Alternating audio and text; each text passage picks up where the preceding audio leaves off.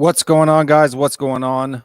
We are live. Tottenham to Aston Villa 0. Are the Spurs back on form? Are we back? Are things going well? That's what we're going to find out next here after we roll the intro.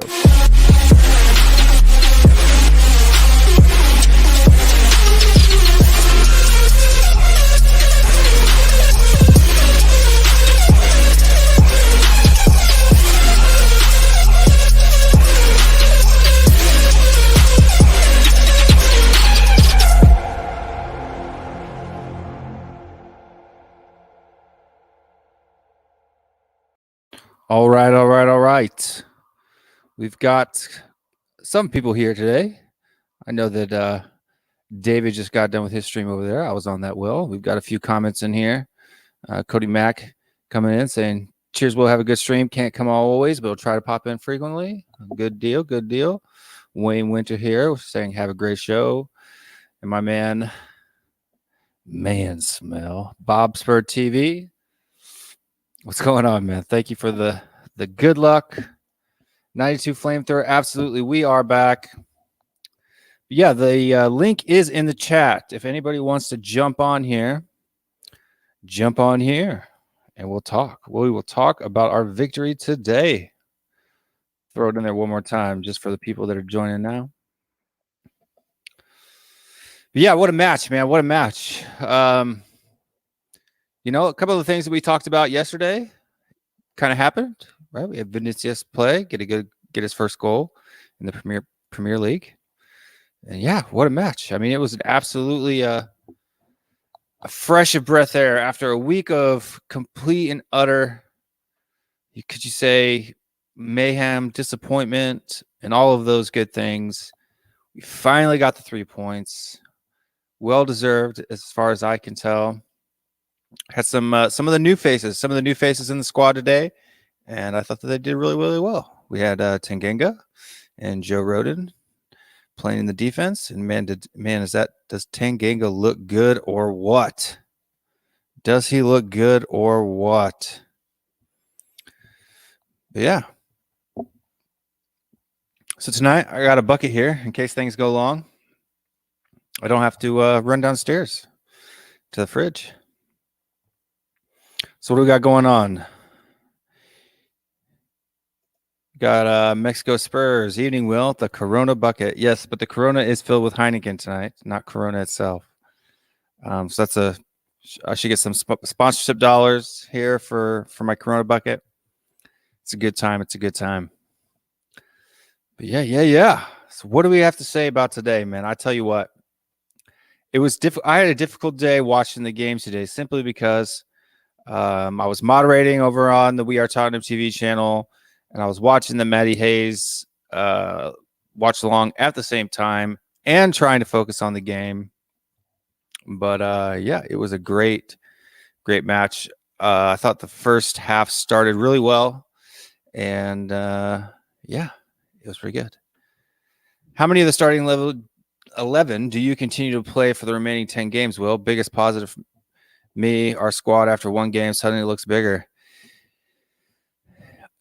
I don't know if it necessarily looks bigger. I think the only people that you have really coming out is you got Son to come back in, you got Toby to come back in, and possibly Lamella here and there for a game, you know, coming in off the bench as a sub. Other than that, I don't know how much depth we actually have, Bobby. I mean, but yeah, how many of the starting 11 do you continue to play for the remaining 10 games? I say you continue to play them until somebody starts making a mistake, right? You got to keep playing that same lineup until, or close to that same lineup. Obviously, after the international break, when Sonny comes back in, you know, you got to put him back in the squad. You can't leave him out. You know, nobody's undroppable, but Kane and Son are pretty close. We got Mexico Spurs Supporters Club. Surely use today's lineup as a blueprint for the rest of the season. Yeah, absolutely. I mean, you really kind of have to, right? You really kind of have to. And then Evening Bob. Everybody loves Bob Spur TV. If you haven't subscribed to Bob Spur TV, go ahead and give him a subscribe too. Great channel. You know, I've been following him for as long as he's had his channel. Hasn't been super long. It's a pretty new channel, but it's got a lot of good content, a lot of funny stuff, a lot of good humor, banter, and all of that. We also have 92 Flamethrower here. Well, at least we know there's 11 players that fight for the badge. I mean, yeah, and that's the biggest, the mentality that those guys show today is absolutely the best indication of what we have and what we've got going forward. So, I really think that that's really the most important thing. Yeah, for all those people out here too, we've got several people on stream from several different areas. We're streaming on Facebook, the Facebook page, WillStewartTHFCRants, also on YouTube, obviously. Most of the comments are from YouTube. And then we also on Twitter, Periscope. You can watch it from Twitter itself. That's at WillStewa on Twitter, or you can just search for WillStewartTHFCRants on Twitter. That's the page name. And then also on Twitch. So yeah, if you want to go over there, if you like to watch things on Twitch, and you're welcome to do that. American beer or Korean beer? Neither. I'm not a fan of either. I like mostly European beers. Stuff like Grolsch. Heineken's okay. It's kind of a cheaper, watered down version. That's probably like the minimum I go. I prefer Mexican beers over both American and Korean beers. Although I have to tell you right now, when I left Korea in 2015, the craft beer industry over there was just starting. Like, there were hardly any. So there may be some really good beers there now. I don't know. We got Tottenham Teacher all the way from California, from the West Coast, saying, "Hey, Will, what's going on? If you want to come on, man, you're more than welcome." Bob Spurs says, "Evening." Stella Artois, yeah, I like Stella Artois. Stella Artois is kind of like a Heineken. It's really just kind of, mid-range. It doesn't really have the same flavor that Grolsch has. I really like Grolsch, although Grolsch is really hard to find here, even at craft beer stores. For whatever reason, I would say probably 10 to 15 years ago, it was a lot easier to find Grolsch than it is now. But nowadays, it's difficult to find it. But what about that game, man? Let's talk about that game a little bit. And there's nobody out there in viewer land. There's quite a few viewers on here. So nobody wants to jump on and say hey. You just want to hear me talk about beer and Korea and all that good stuff. Got Wayne Winter here. It says, "What do you think of our defense, Will? Should they get a few consecutive games, or do you think Jose might pull the plug?" I mean, don't you have to give him a few consecutive games, right? Like, you kind of have to give him that. I think you got to give them the opportunity to show what they have and to show what they can do.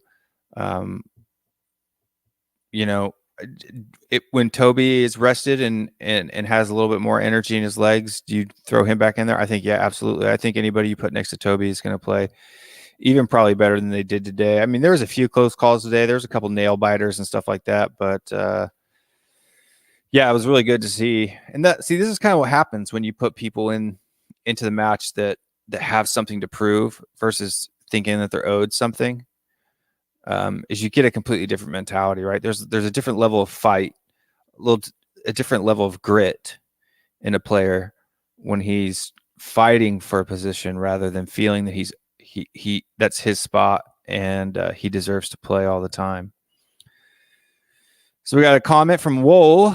Fouled in for the first time viewer and subscriber. Saw you earlier with Ben and Sim. Well, thank you very much for coming over. Yeah, Ben and Sim are good guys.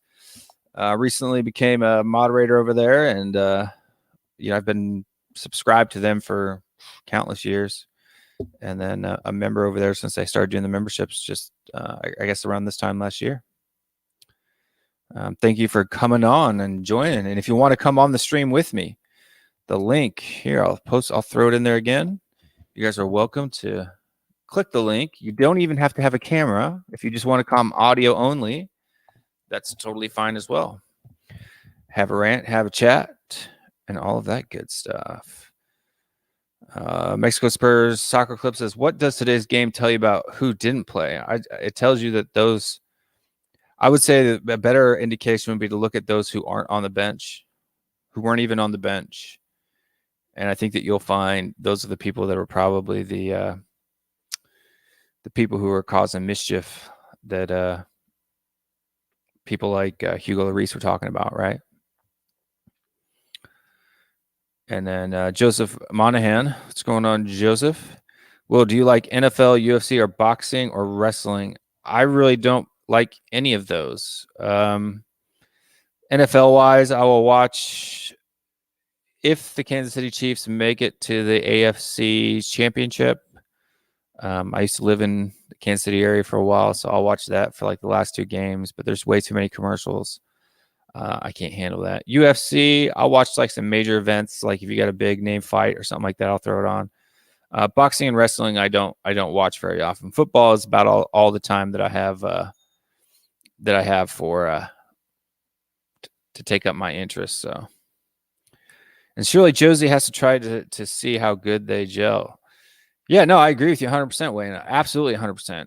I think that they actually do that, but you definitely have to give those guys another shot. You got to figure out what's good, who works well together, what they can do, and all that good stuff. And then the Tottenham teacher says, "Kid's nice spending with the fiance, but how about that game? Channel's going to blow up. Big up to you, Will. Guys, like hit and subscribe, spread the word." Yeah, absolutely, man. I mean, I tell you what, it was. You don't have to come on anytime, but like I said, this is an open forum. There's no real scheduled guests. We may have some in the future. But right now it's just kind of a place for all of us to kind of hang out, chill, chat, and talk. So don't feel shy. Don't feel shy. Any of you guys out there, there's quite a few people on the stream now. Dan, what do you think about Toby being left out of the squad? Wouldn't have pegged him for one of the mischief causers. His being left out of the squad may have just been a fitness thing, right? I mean, he's started a lot of games recently, you know. So he just may be a resting cycle. If he's one of the mischief causers, then yeah, I mean it's going to be huge.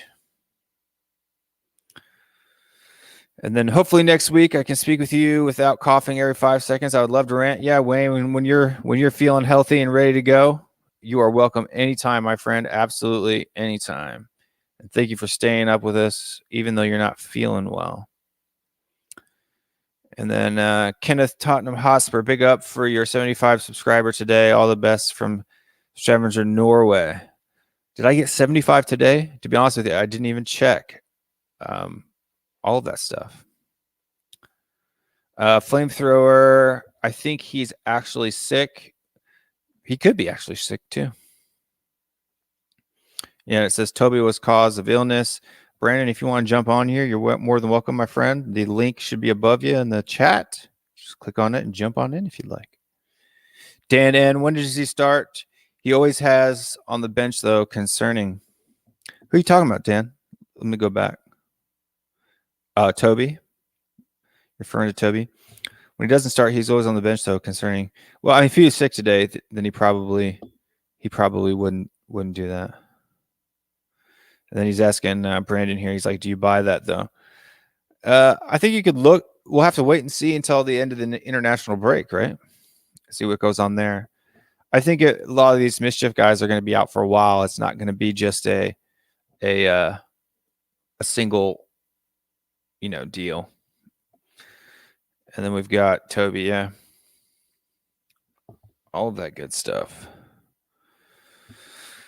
All right, so I'm going to go until somebody else jumps on here and wants to chat with me. I'm going to just go through my my analysis of each position, each player, and how I felt that they did. Not necessarily a player rating, but just kind of, the things that I saw in the game that really stuck out to me. Which of our squad are on international duty? I think it's just the European guys, right? I think some of the other countries have all, gone and canceled it due to COVID and stuff like that. But Dan says, can't see Winks Doherty getting back in anytime soon. Yeah, I agree with you 100%. Definitely don't want to see Winks in anytime soon. Not because I think he's a horrible player or anything like that, but just because of his attitude. I just don't respect that type of mentality. Which of the squads on international duty? I think I answered that one. And then Brandon Victor Dixon says, he trusts Toby. He knows his legs only got so much, but I think Ali Gold reported Toby's illness news. Yeah. I think Ali pretty much gets his news from the club. So, if there was a kind of secret deal, I don't necessarily know that he would know a whole lot about it. Although I'm sure most good reporters have their inside guys that they get all the juicy stuff from.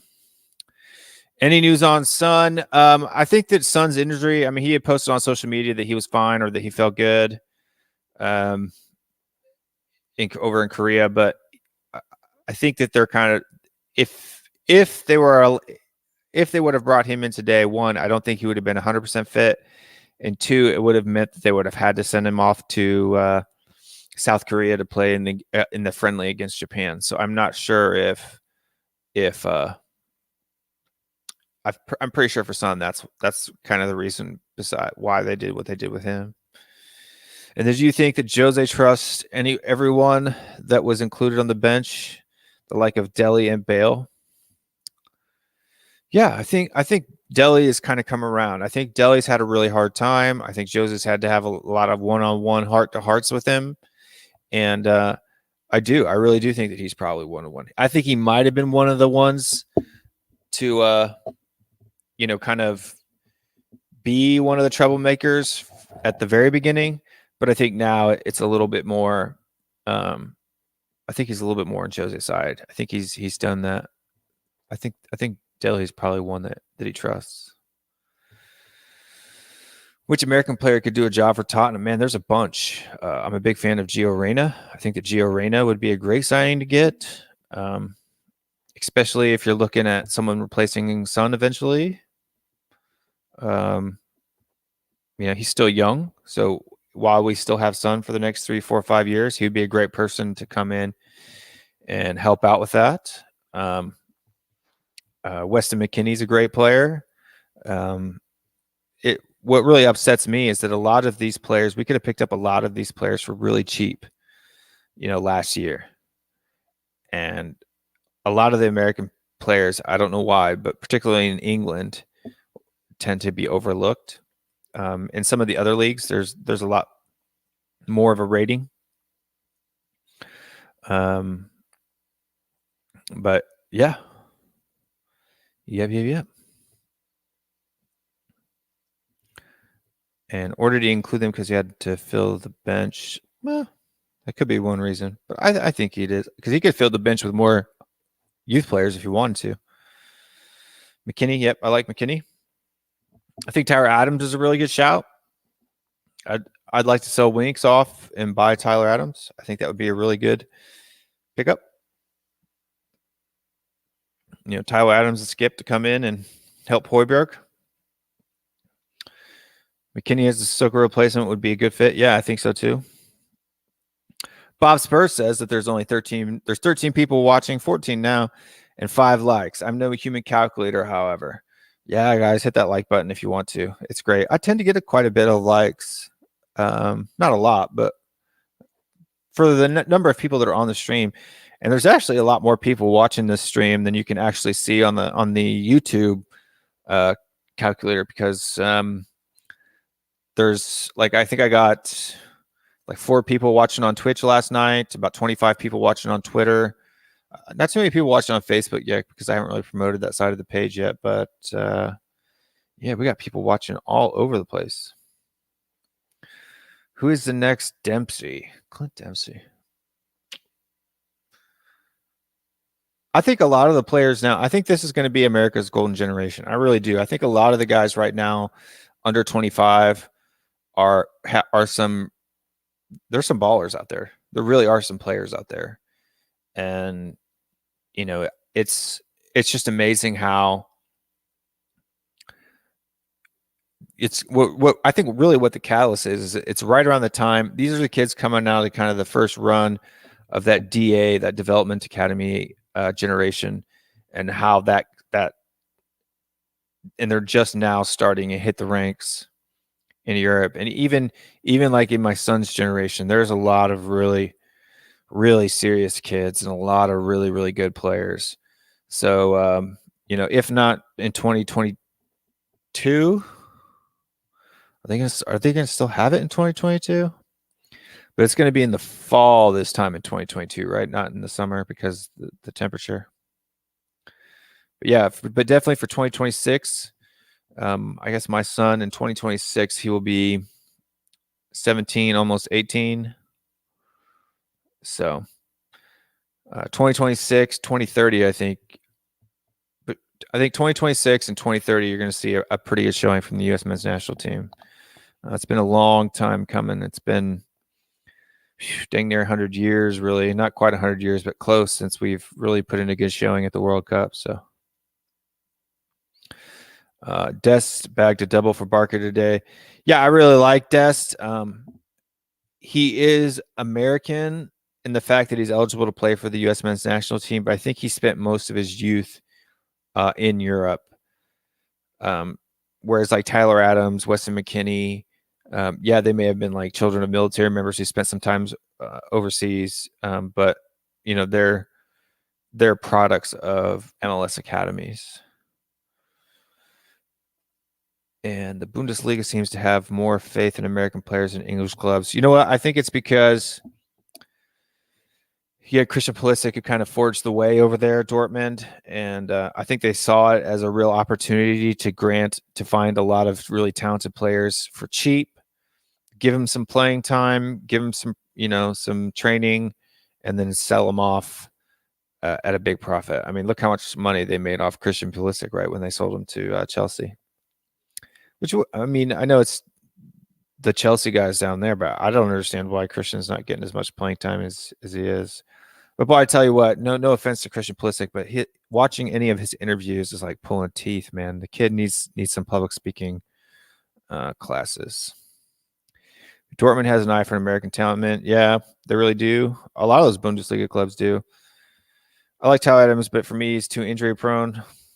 Yeah, I haven't really looked at his injury record, but he's a pretty good player. I know that he hasn't been able to play in the U.S. men's national team quite a bit, but so the Schalke, but too bad they're getting relegated. Yeah, that's pretty rough for them.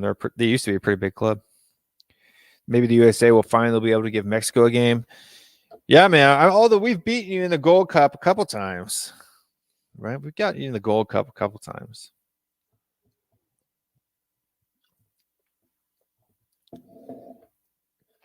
I think we're coming from you. Like even our MLS teams are starting to get the CONCACAF Champions League are starting to make finals, my friend. Starting to make finals. Whereas before that was whoever got the Community Shield was completely done. If that defense isn't on international duties, I hope Jose gets them in training every day and just keeps drilling them. And the rest of the defense should just be allowed to watch every day, all day. Yeah, I don't think any of the guys, Sanchez maybe, although I think Colombia may have canceled their stuff. I know the U.S. men's national team, I think, has a couple like world or Olympic qualifiers and stuff like that. But yeah. Nobody wants to come on the show? Nobody wants to come on the show, huh? That's okay. That's okay. So before anybody asks any more questions, I'm going to go ahead and roll through my positional thing. Here's another comment before I do that. My worst memory of the Gold Cup is Giovanni Dos Santos dribbling past every defender and then chipping it into the top corner. Yeah. Yeah. That happens. It definitely happens. I think the last tournament was okay. It wasn't great. But we've beaten Mexico several times in that. We've won that cup several times. I forgot about the Olympics. Yeah, me too, man, with all this COVID stuff going around. But yeah, it's supposed to have an up now. And I think our Olympic chances, although for men on the men's side, it's not near as an important tournament as the women's side. But I think for us, it's going to be a pretty good year. We've got a lot of really good under 23s. Yeah, let's kind of take a look at the. Do you think CCV could turn into a legit player for Spurs? Cameron Carter-Vickers? I don't. he's really not even getting a shake for the U.S. men's national team anymore, right? So, yeah, I think that his, he's probably going to just end up being sold to a championship or League One side and just kind of finish out his career doing that. And then he says, "Yeah, I haven't seen much of him, to be honest." I mean, obviously when he's especially in the preseason, he used to play quite a bit during the preseason for Spurs, and I would watch him quite often. But I don't. I mean, I could watch a lot of the championship games on ESPN, but I don't know if I necessarily want to do that. I don't have a whole lot of time as it is. I understand when defenders slow up, but why do you think our defenders have fallen so far?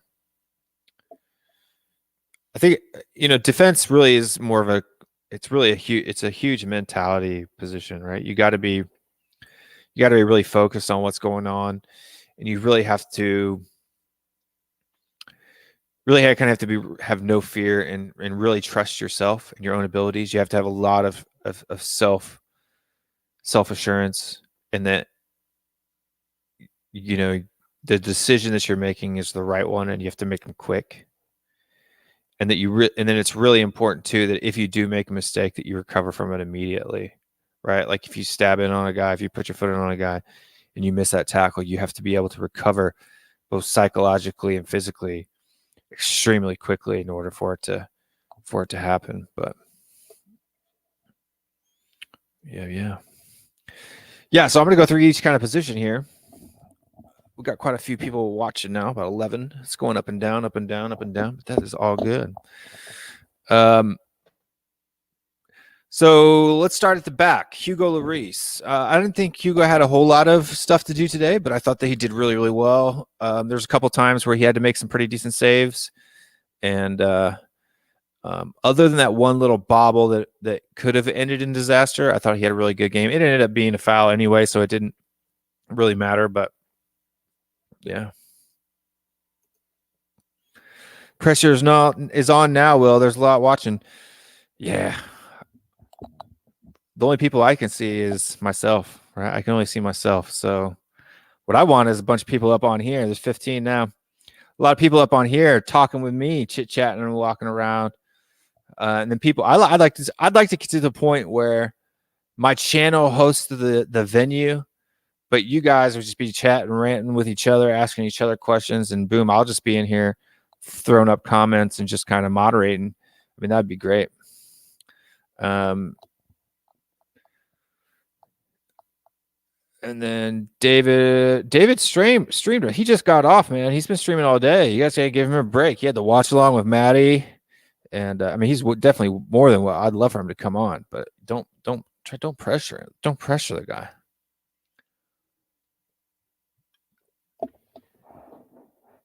Don't pressure him. He probably hadn't eaten anything all day. He's literally been from one stream for the next. He had his 3.5 hour stream with Maddie over on Maddie's channel. If you're not subscribed to Maddie Hayes, go over and subscribe to his channel too. And then he was on We Are Tottenham TV and their post-match show. He was back there with me. And then he did his own stream from 8:30 to 10. Yeah. So he's been streaming for probably almost 8 hours straight. Wouldn't you say, David? And pretty dang close to that. Cody's around. Cody's not around today. You guys need to come on. You guys should come on. Do you think we should have had a pen in the first leg of the semifinal versus Ajax when the keeper caught Jan? Honestly, I'd have to go back. The first leg to me isn't as memorable as the second leg, right? For obvious reasons. So I would really have to go back and look at that game to see if it was a pen or not. It would really have to depend on who got the ball first. And then you got Kenneth, Tottenham Hotspur. David and Matt got me over here. Well, good for them. Thank you very much. We got quite a few people on now. 16 people are starting to roll in. Roll in the chat. We also got people watching from Twitter, and I don't know if anybody's watching on Twitch right now. It's not showing me individual numbers. Oh, yeah, hey, that works. So I got one guy watching on Facebook, one person watching on Twitch, 14 people watching on YouTube right now. Good deal. Good deal. Good deal. The Tottenham teachers out here. David, I'm Tudor Creek on Twitter. Will, you are set audio-wise, yeah? Curious mixer, or you mentioned sound card, digital XLR. It's not a digital XLR. I have the Sound Blaster K3 Plus. It's like a little small audio interface. But yeah, like for instance, if I wanted to play a little chant in order for us to celebrate our win today, just plug this bad boy in right here, and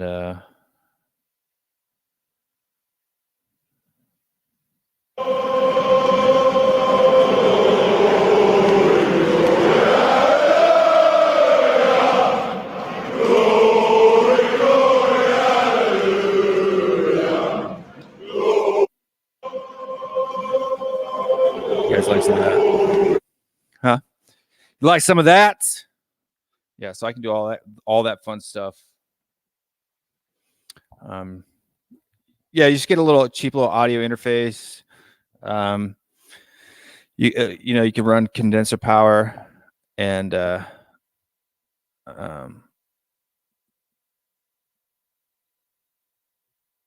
Will, did you know that my name is Tottenham Hotspur for real?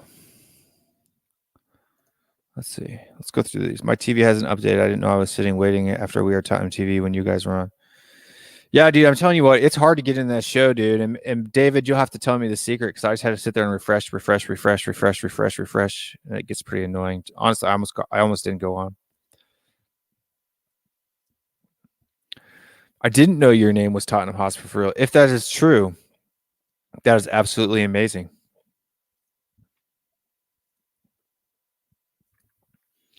Yeah, you can run a mixer and then run it into your computer. This is just different because it's USB powered. So, although I am thinking about going out, bite the bullet, and getting a Rode Podcaster Pro. I really like the ability to assign, different sound effects to different buttons, and be able to switch through different audio things.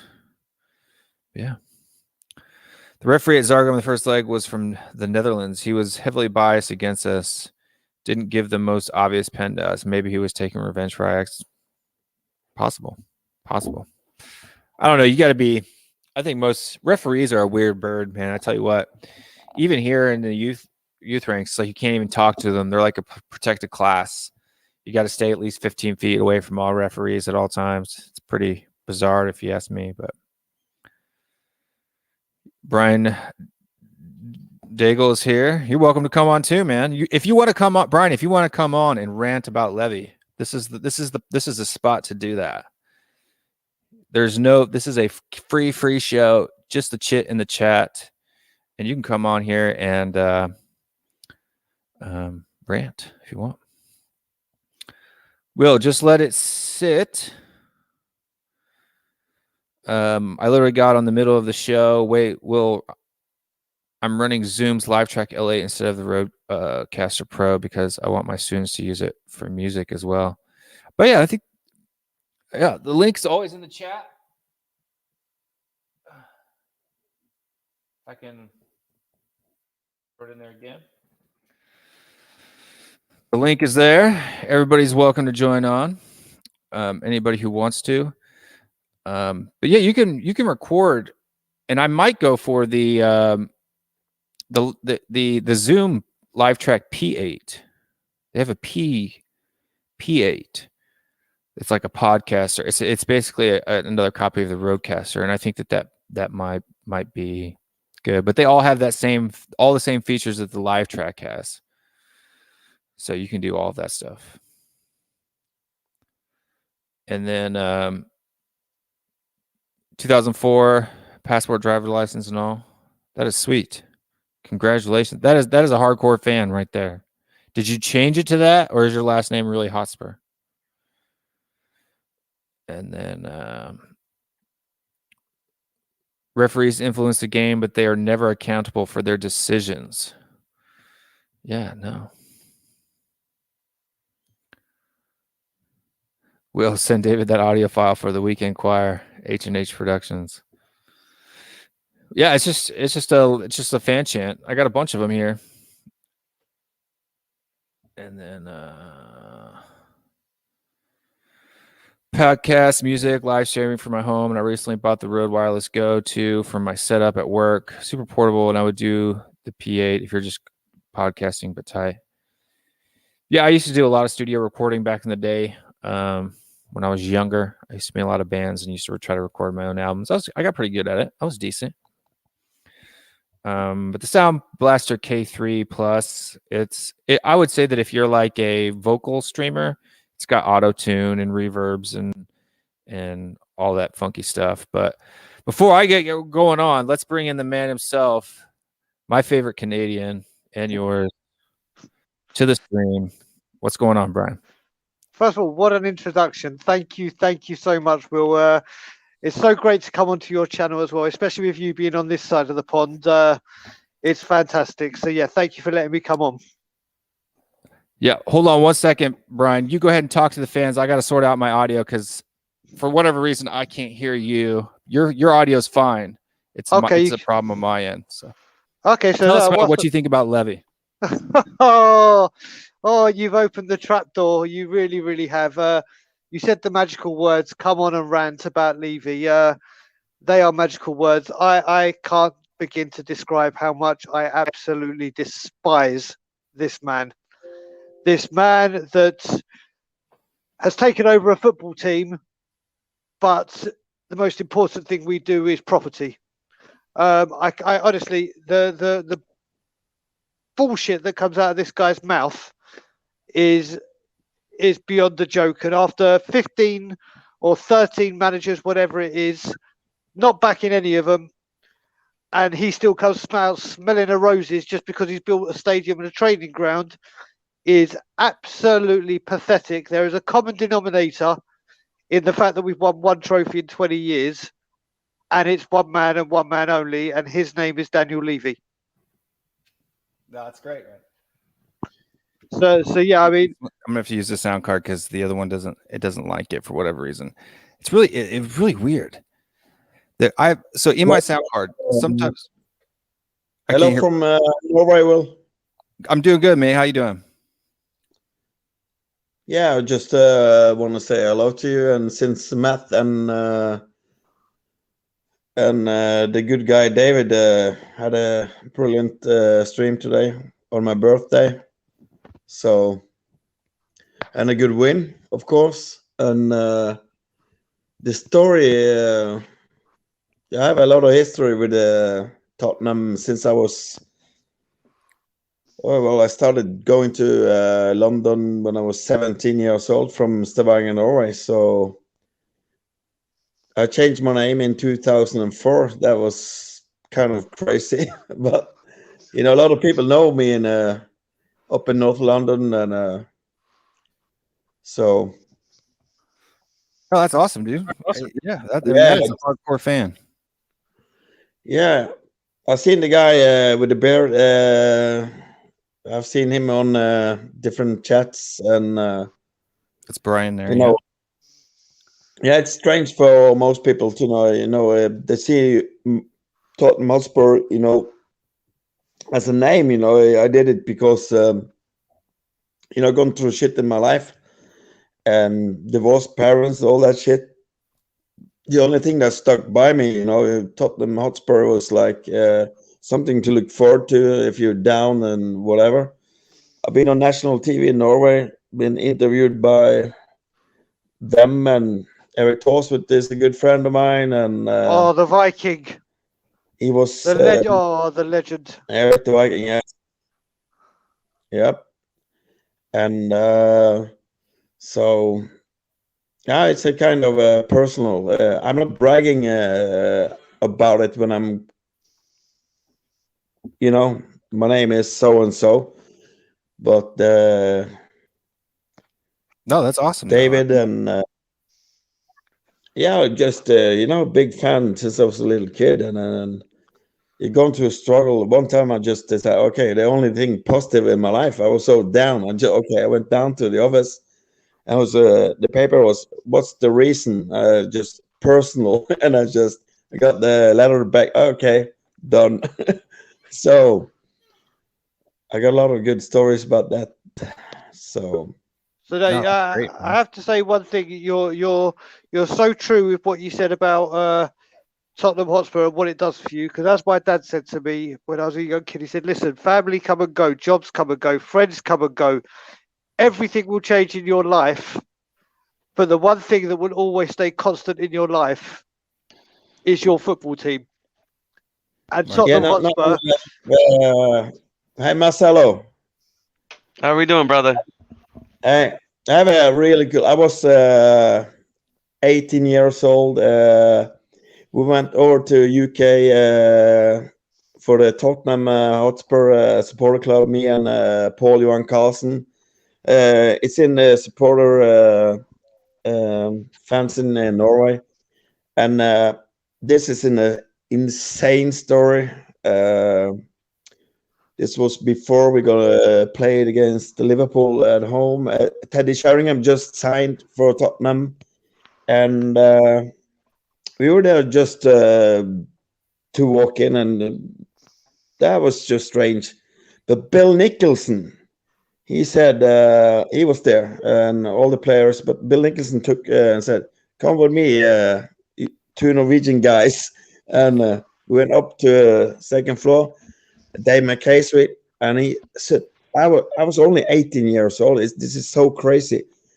And he took me and Paul, and he talked to us about probably 1 hour about the old days and stuff.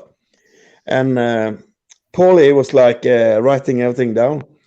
And I remember this like it was yesterday. I'm 46 today, by the way, and this Happy is birthday. this is so Birthday, man. insane for a kid. Like it's. I wish I would have done it because I didn't believe how big this is today.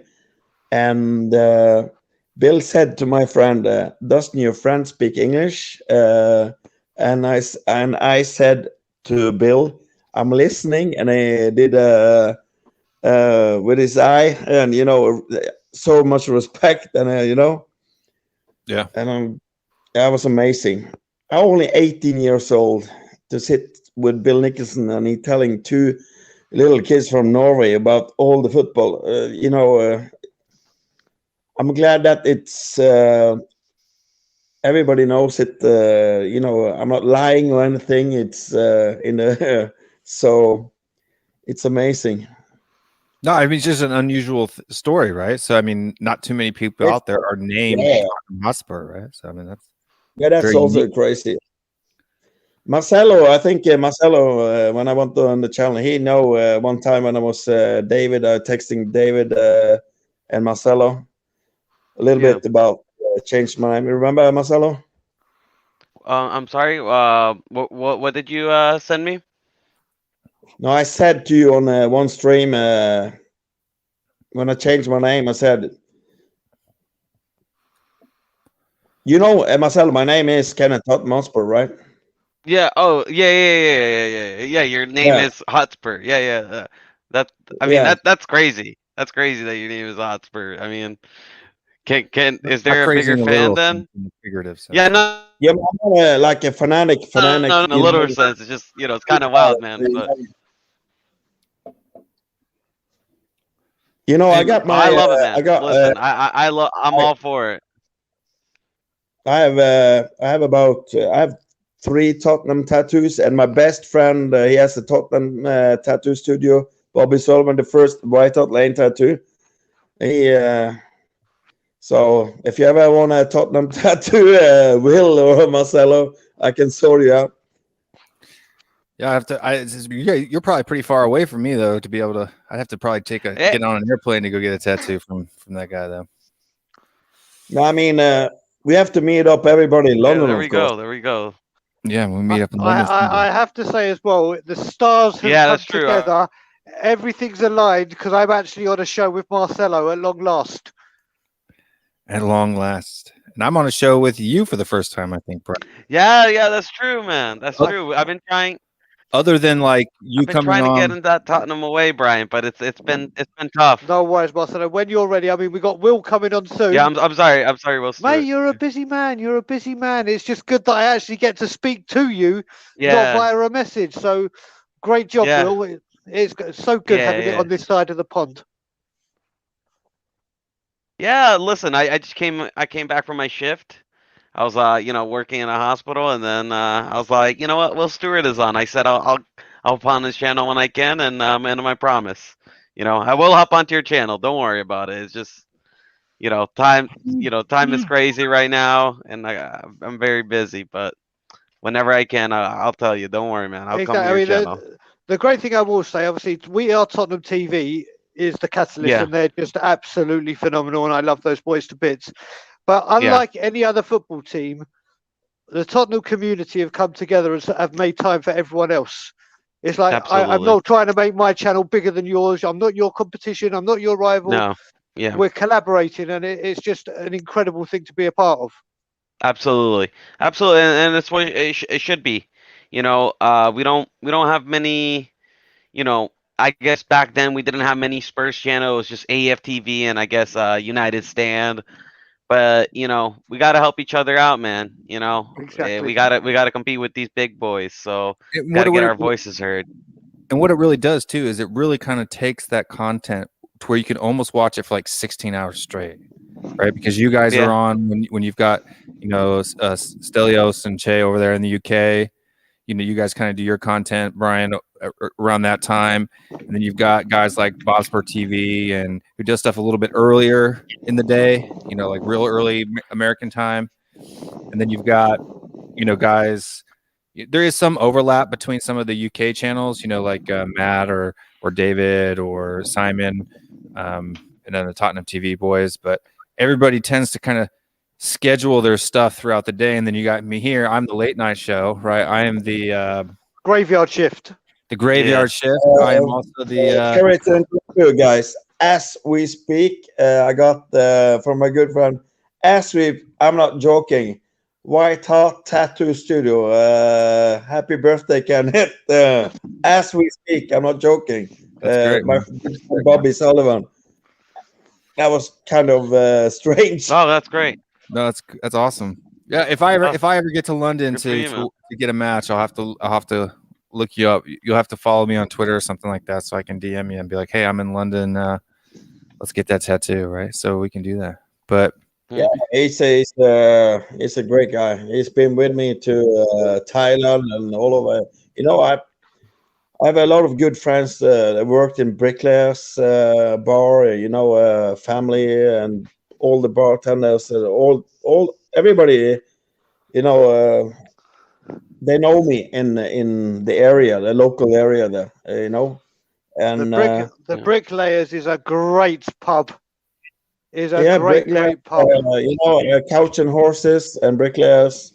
Bricklayers has been sold. Kenny, the governor, he good friend of mine. When I was a young kid, my favorite was the Corner Pin. That was a special bar in my life. And I wish Marcelo and all you're too young, but if you were there, but all the bars and all that was completely different, all kinds of stuff. You could, Marcelo, if you went into. Oh, don't worry. I don't. I'm 23. Yeah, my son is 26. I'm 23. I can go in. I go to pubs. Oh yeah. Yeah. Oh, yeah. I mean, I wish you could have made the difference between then and the old days, right? Yeah. No. I named my son after. I go to in Boston around my area. I go to the Listen. I have a cool something cool to say to you. My son, I named him after Eric Thorsted, and in the corner pin, Lou and Marie, they were the owner of that place. This was early 90s, and they had a picture of my son in the middle in the bar with the Tottenham. He was only 2 years old, so that was pretty cool. But Kenneth, you know what you've done, right? You have now made it absolutely impossible for now and to ever into the future for any of your family members to ever support anyone other than Tottenham Hotspur, right? You could never have a family member who was an Arsenal supporter simply for the fact that their You last cursed name. No, hell no. Then it's adoption. After, if there is an Arsenal fan, it's adoption. Yeah. No. Can't have an Arsenal fan in the Yeah. family. Yeah, that's true. How about, No.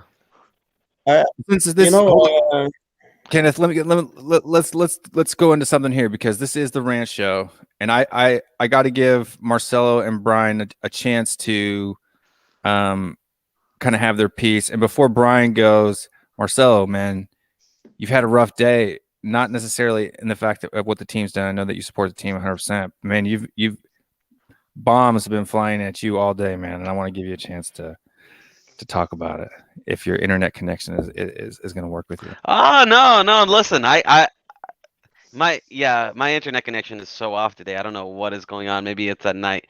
But if you guys can hear me clearly, no, listen, look. We can hear you. I've been getting a lot of bombs. You know, whether from the Jose inners and from the Jose outers. It's either I'm a flip flop or it's either I got pie in my face. So trust me, it's not been very fun. But look, I'm a big boy. I got tough skin. It's gonna take a lot more than that to get me down. I listen with Jose. It's honestly so difficult because a lot of it isn't his fault, but it's just like with Daniel Levy and Brian, you know him, you know how he is. I just don't think the relationship between him and Levy will work out. I just think two egos, that relationship, and I think it's already breaking apart. And okay, we beat Villa today, and don't get me wrong, it's a good win. Jose went ballsy. I didn't watch. I'll be honest. I didn't watch the game. I watched the highlights. I was at work. I couldn't watch the game, so I won't talk too much about it. But from what I've seen, Jose went ballsy with the lineup. He went brave, and he got rewarded. But I will have to say this. He's got to do a lot more than just Villa to win the game, because in my personal opinion, I think he's underperformed with the squad for a little bit, in my opinion. In the Premier League, I think he's underperformed quite a bit. I think he has enough squad to beat Dynamo. I think the way he started out with Dynamo was a little bit too negative, in my opinion. He let them get into the game, and I think we should have gone guns blazing and just killed the game. Kill the game. Don't sit back. Don't wait until Dynamo gets the first or second goal to start attacking. Go out, get that goal. And we just did that too late. I just think so. Part of it is some of his tactics that I don't like, but I don't care about the football. Don't get it twisted. I'm not one of these Jose outers that are like, oh yeah, we don't play the Tottenham way, so screw it.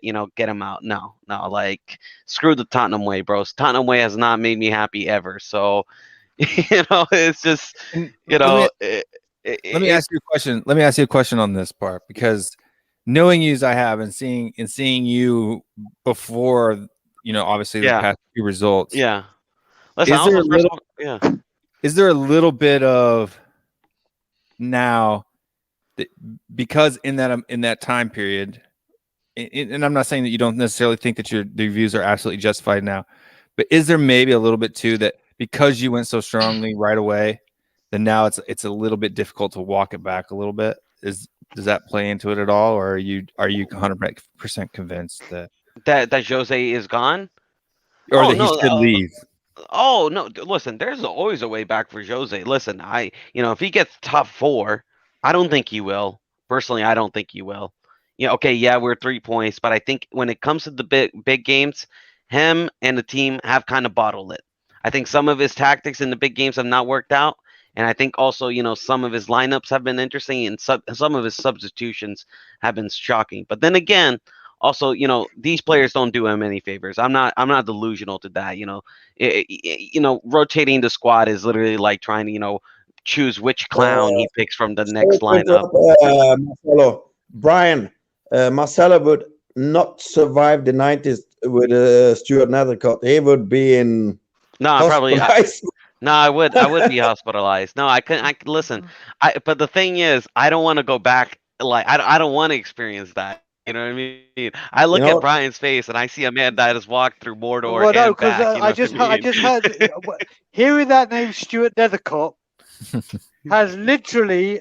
I've got a blood vessel bursting somewhere in my body. Oh my God! I can see it. I can see I that pain, promise man. you, Marcelo, you would have needed like 5 heart chargers beside you in the 90s. No, honestly, I am No, so glad. I was saying that to I'm so glad I skipped the 90s. I'm so I was telling glad. it to my stepdad one time too. I had said that I kind of was joking with him. I said, "Have you not noticed that since I've become a serious Tottenham supporter, we haven't finished outside the top 6?" And he's like, he said, just be thankful about it and stop talking about it because you didn't live the life that I lived.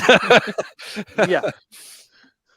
Yeah, I mean, I became a serious supporter in around 2014, right? So that was the the beginning of the Poch era, and season after season finishing top 4, top 5, top 6. So, but I'll say this, and I'll bring it to Brian.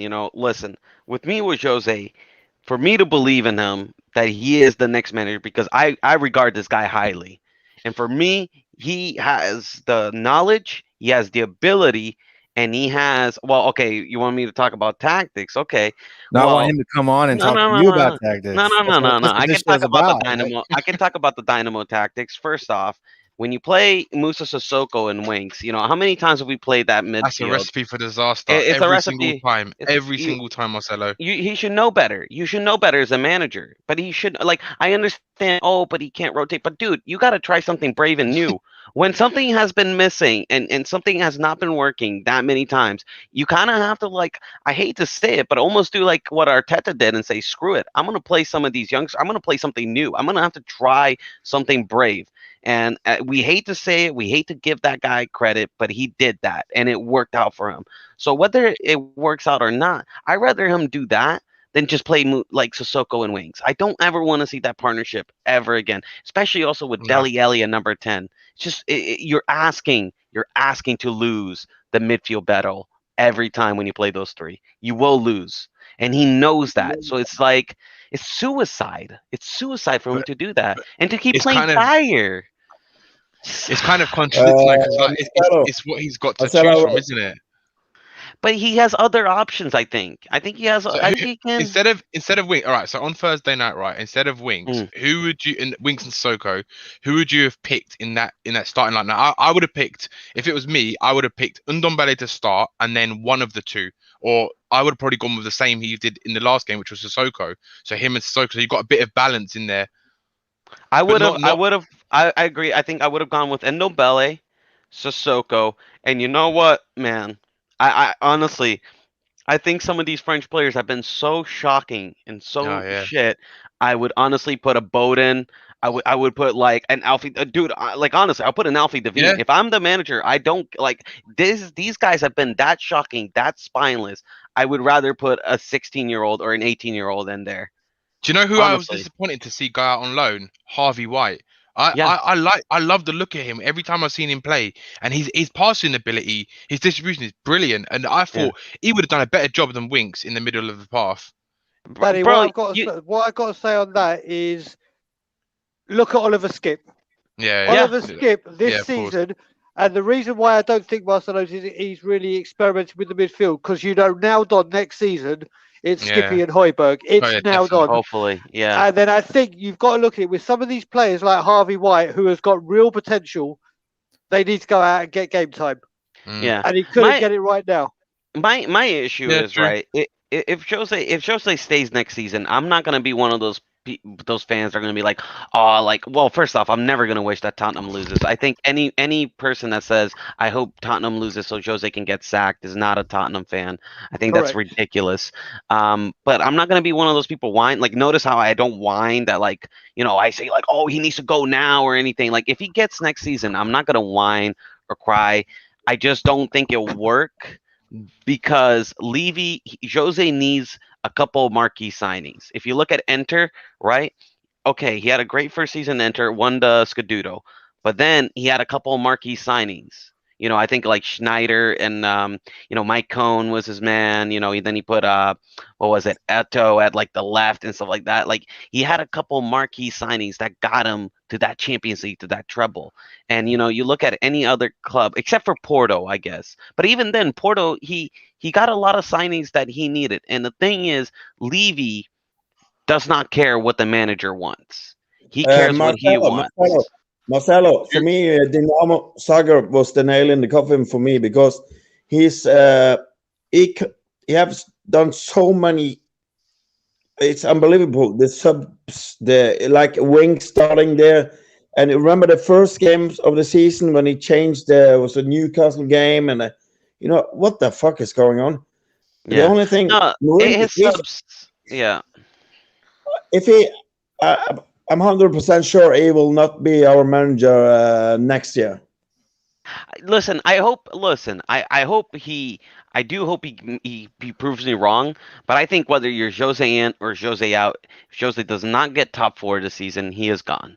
Just knowing Levy, and when you start hearing the rumors that he's already talking with other managers, Brian, that he already got a guy waiting in line when Jose does not get top 4, and he's just waiting to pull the trigger.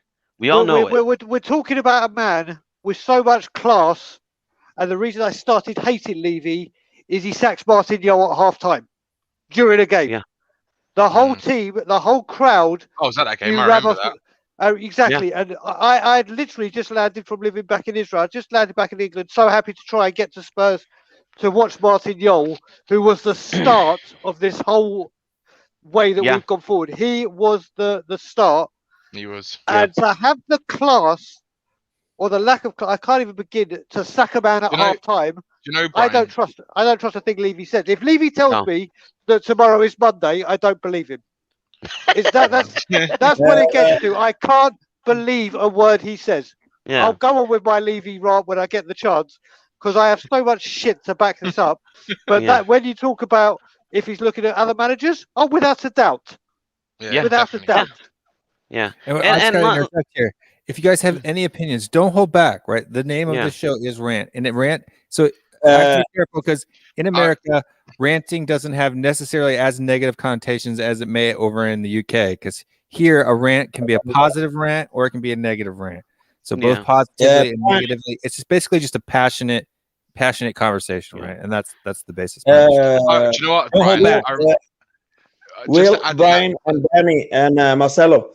One guy was on, I think it was on Matt Hayes' channel.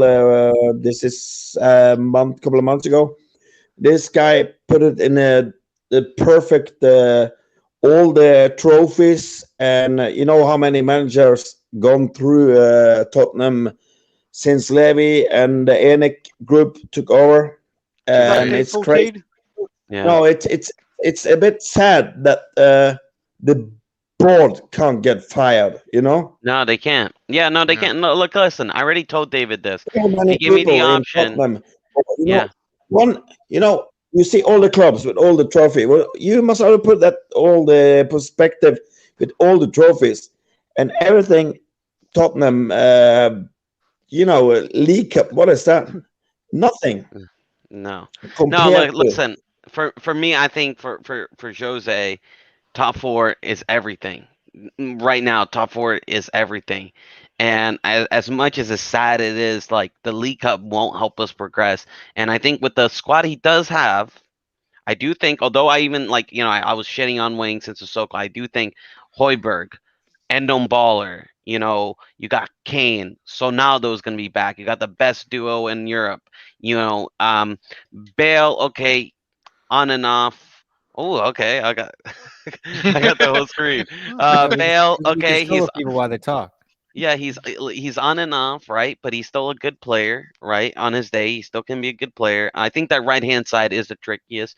You know, you got Lucas at number 10. You know, or now Lo Celso's coming back, so he's got a lot of players, and you know, Reguilon is back, so I think he does have a lot of players that can get him to that top 4 position.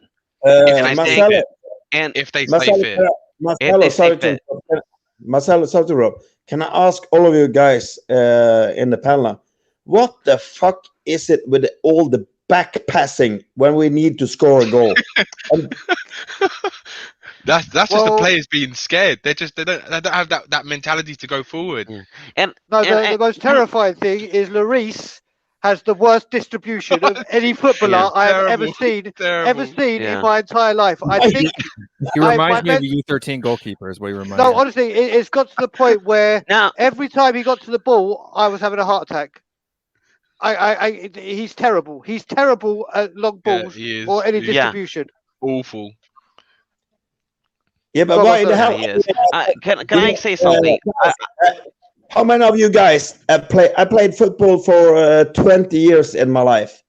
How and why don't we go and you especially when we are attacking, right? And we're gonna pass it in the middle of the 6 feet. You got the space on this side. If you attack, you go play. Get a wing down into the corner and hit the hard ball in. Never, never, never. No, we're gonna try to run through 10 players, especially run through a player. That's Lamela special. Run through a player. It's not here. We use the ball so many times. I'm so confused. How Yeah. the fuck There's no are we doing this creativity. time after time after time after time? Look, we have a whole field. Use the sides. Kick the ball. We have a huge chance. No, every players are in the middle of the 16 meters. We're gonna go run through everything and never. Oh, No, I'll say this, and I don't want to sound like a Jose hater because I don't hate Jose, but I do think sometimes the way he just speaks about the opposition does kind of bring a little bit of negativity. The way You know what? I know what you mean. It's like a bit like giving them too much respect. too It's much like, respect. I get exactly the same feeling sometimes. You It's can't like give too much respect. It's like can't. it's like he's not making Tottenham confident that they're better than this team and they're going to Yeah. beat this team. It's like he's like, oh, they're very good. We've got to be careful how we play. And it's like no, you're Tottenham Hotspur. You should be going out there with that mentality you're going to beat anyone on who you're coming in front of. Listen, it gets to Yeah, the point and as that's well. what You've got to look Pochettino- at it. Go on, sorry, Marcelo. You go, brother. I was just gonna say, and that's what that was kind of a difference with Pochettino. Pochettino kind of just said, "Look, guys, these guys are very good, but we can do this. We're Yeah. Tottenham. We got a good squad. Go out there and play football." And you I know think what? a lot of times that mentality kind of really helped us out in the big games, and even in the games that were a little bit more important, to get top 4. I think sometimes I just wish Jose would talk a little bit more about us than about the opposition. That sometimes I don't know. I don't like that. For me, it's got to the point as well now that it's like comedically, I think people just say, do you know what? We're Tottenham Hotspur. Let's not attack people's weaknesses. It's like, look, Arsenal, everyone knew, attack them. Their defence messes up. What do? Oh, no. Let's not harm Arsenal's attack. Let's try and pass the ball around 58 billion times to do nothing. It's like, I don't understand sometimes. We know what teams' weaknesses are, but we don't do it. We have to try this different. I don't understand why. Pochettino, like you said, we just went for the jugular. It's like, there's your weakness. We're going to smash you to pieces and just drill on your. Like Arsenal again. Yes, Arsenal knew our weakness was Doherty in the right-hand side. Yeah. And what did they do? They went Arteta straight said down. Yeah. Straight down the right-hand side. We know where their weakness is. Tottenham Hotspur. The defence is weak. Oh no, let's not put their defence under pressure. Let's not harm us. What's that all about? Yeah. Now look. I think what Brendan's saying is fair. I do sometimes think there is arrogance in the squad to a point where it's like, like Wink's talking about he wants to play for a top La Liga side. I don't know what he is smoking. I listen, pass me some, bro, because I need it right now. It's Wink wanting to focus more on England. Like it's like he deserves to be in that team. Like, no, you fucking put in your performances, then you'll play in the team, and then if you're good enough, then you'll play for England. Don't think about England. No, England are not going to pick him if he's playing shit for Spurs.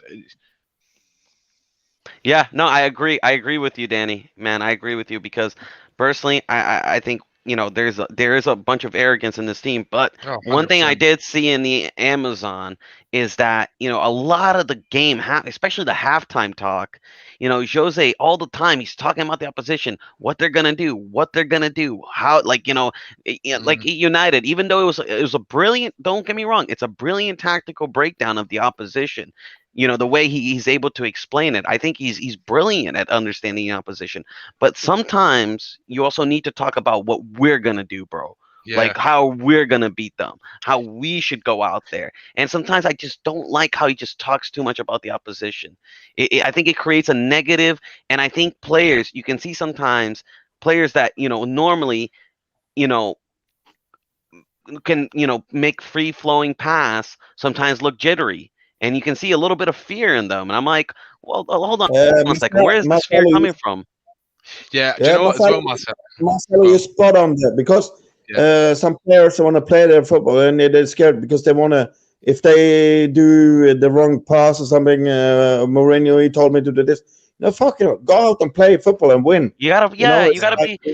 Do you know what it is as well, Marcelo, right? Just to add on to what you're saying before, with Pochettino, what he did best was he installed belief into the squad. Like, they can beat anyone. Like, that's how we, like, do you remember, I was at the game at Real Madrid where we won 3-1 at Wembley, right?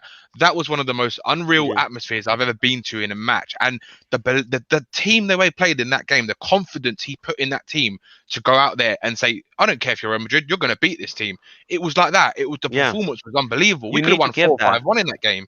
Yeah, and that's the difference. Yeah, that's what I agree what you're saying about with Mourinho. Like, you don't get that feeling that he's like that with his team talks and like trying to instill this belief that you can beat anyone. Like, it doesn't matter who you are. You go and play your football and you will win the match. Like, if you're no, I agree.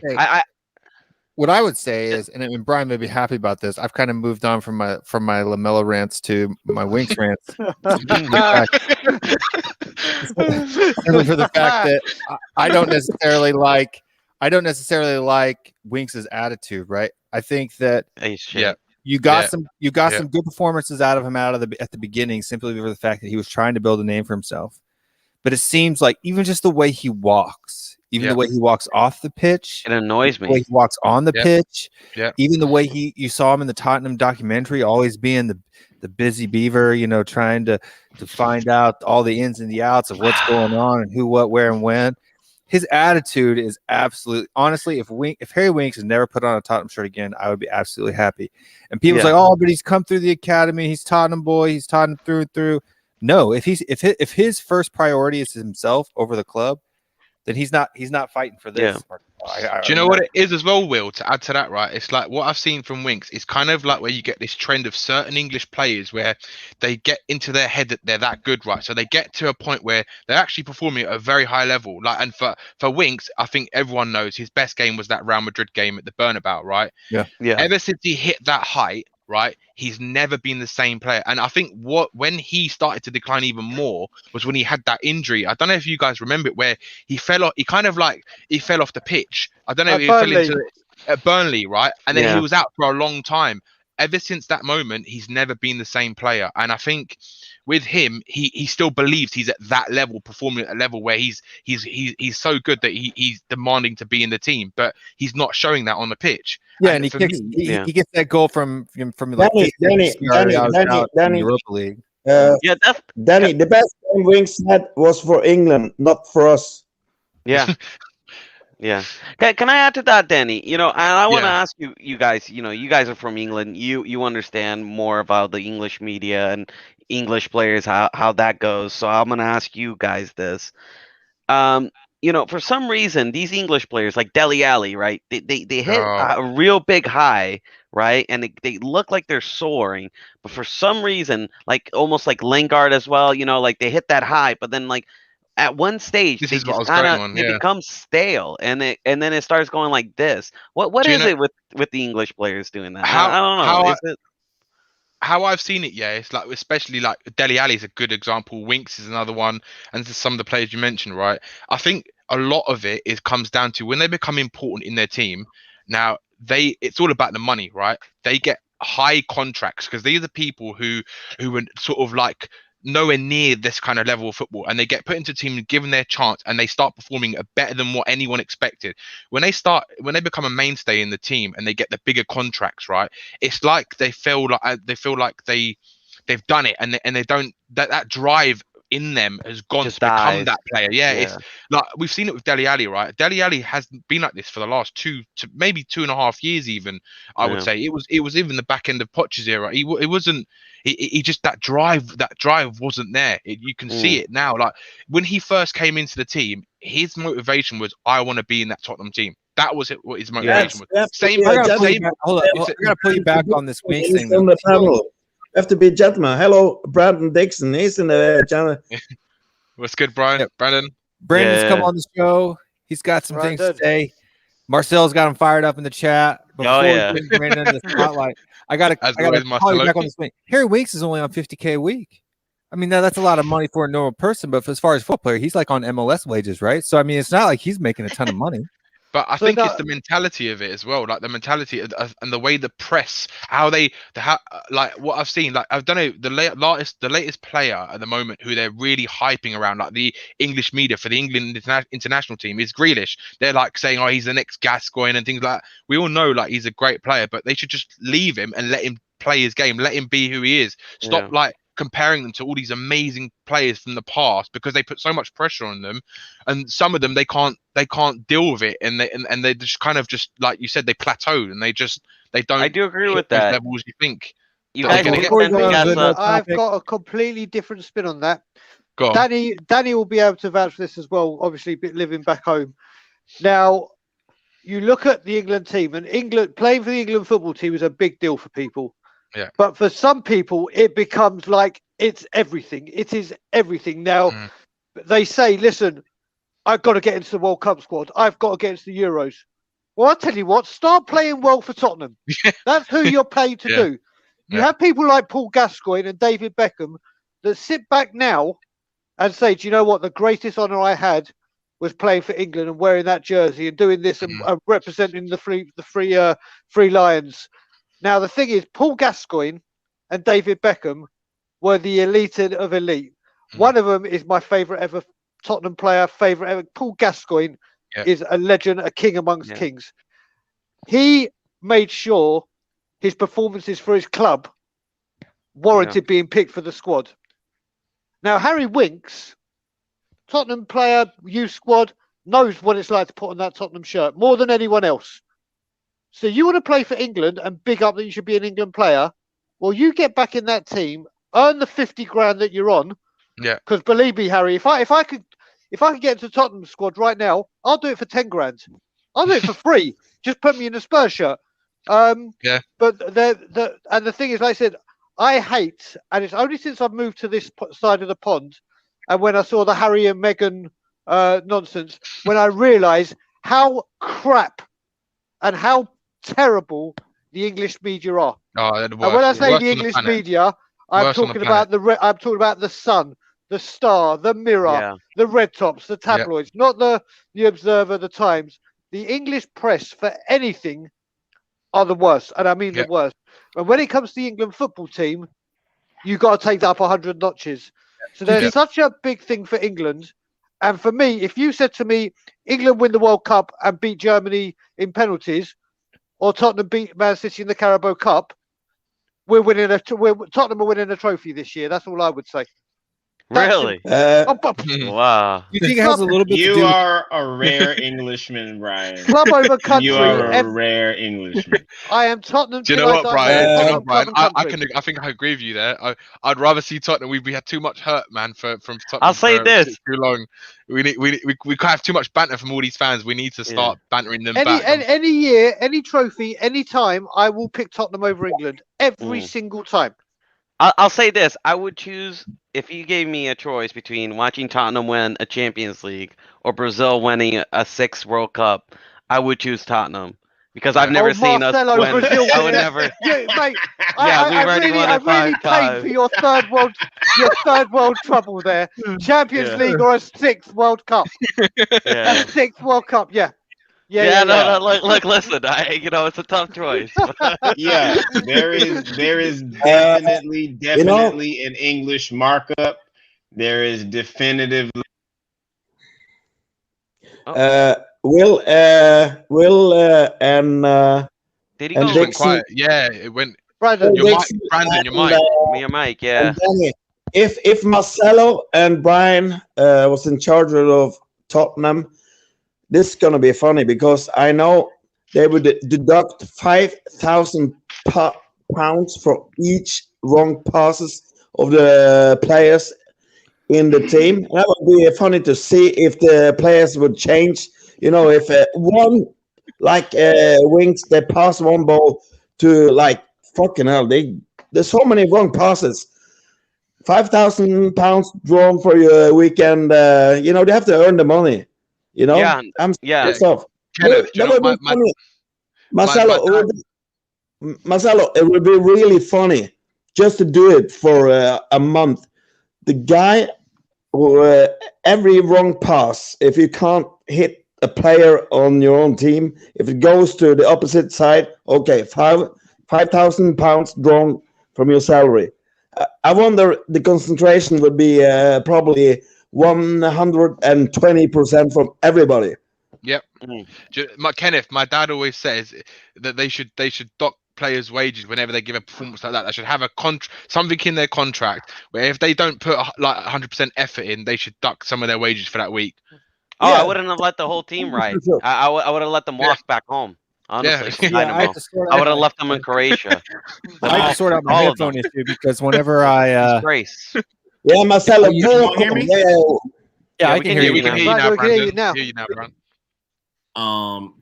Can I address this?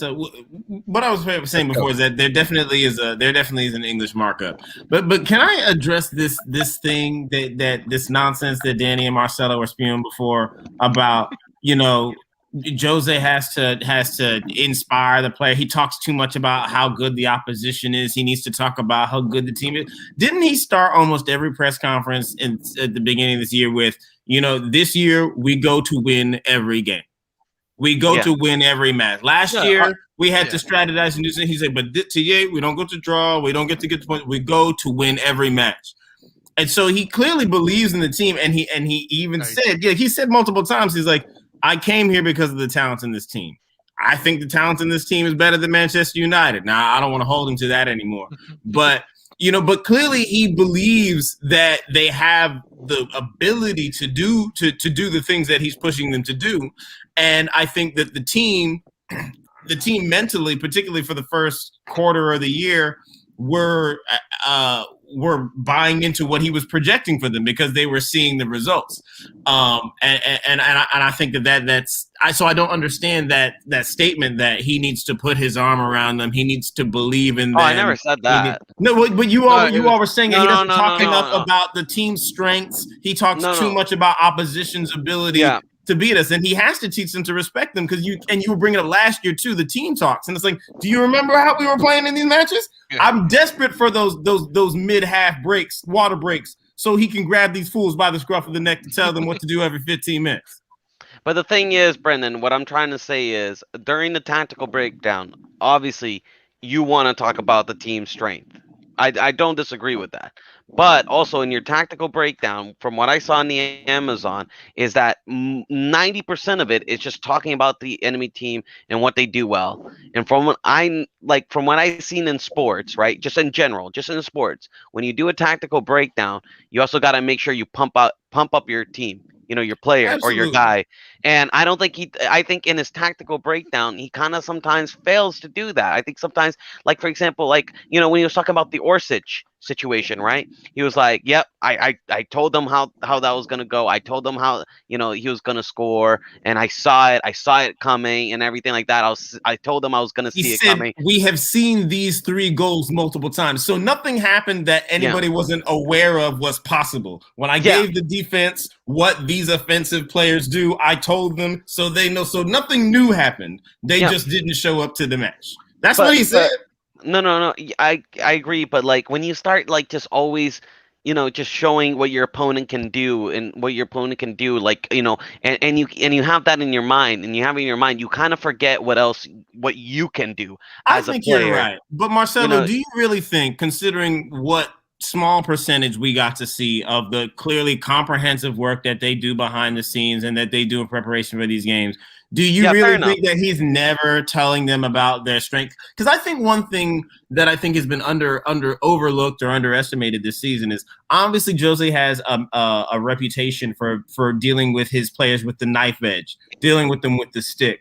But I think he has been very, very different with the way he has handled this squad compared to how he's handled a lot of his other squads. And I think part of that is because he has recognized I'm not going to be able to chop and cut and buy all the time over here. So even when Sanchez gets spun onto his face, literally week after week, when Davies gets turned, even though Ali's out here trying to fluff off his mustache and his goatee and he's not running his face in the dirt like I need him to, I'm trying to not throw these people under the bus in the public because this is a squad I have. I have 3 matches a week. If I throw them under the bus, then I lose them. I lose them mentally. If I savage Doherty for the way that he played in that match the other day, I lose him for the rest of the season. And I have to try. But now that some of these matches were out of some of these competitions, I imagine some of that is going to turn a little bit. But I think he's really put his arm around the squad. When we got savaged the other day, I forget which was it, City. He walked out on that pitch and he was hugging everybody. He was giving them because they're better. I think he's doing that a lot more than I've seen ever before with Mourinho.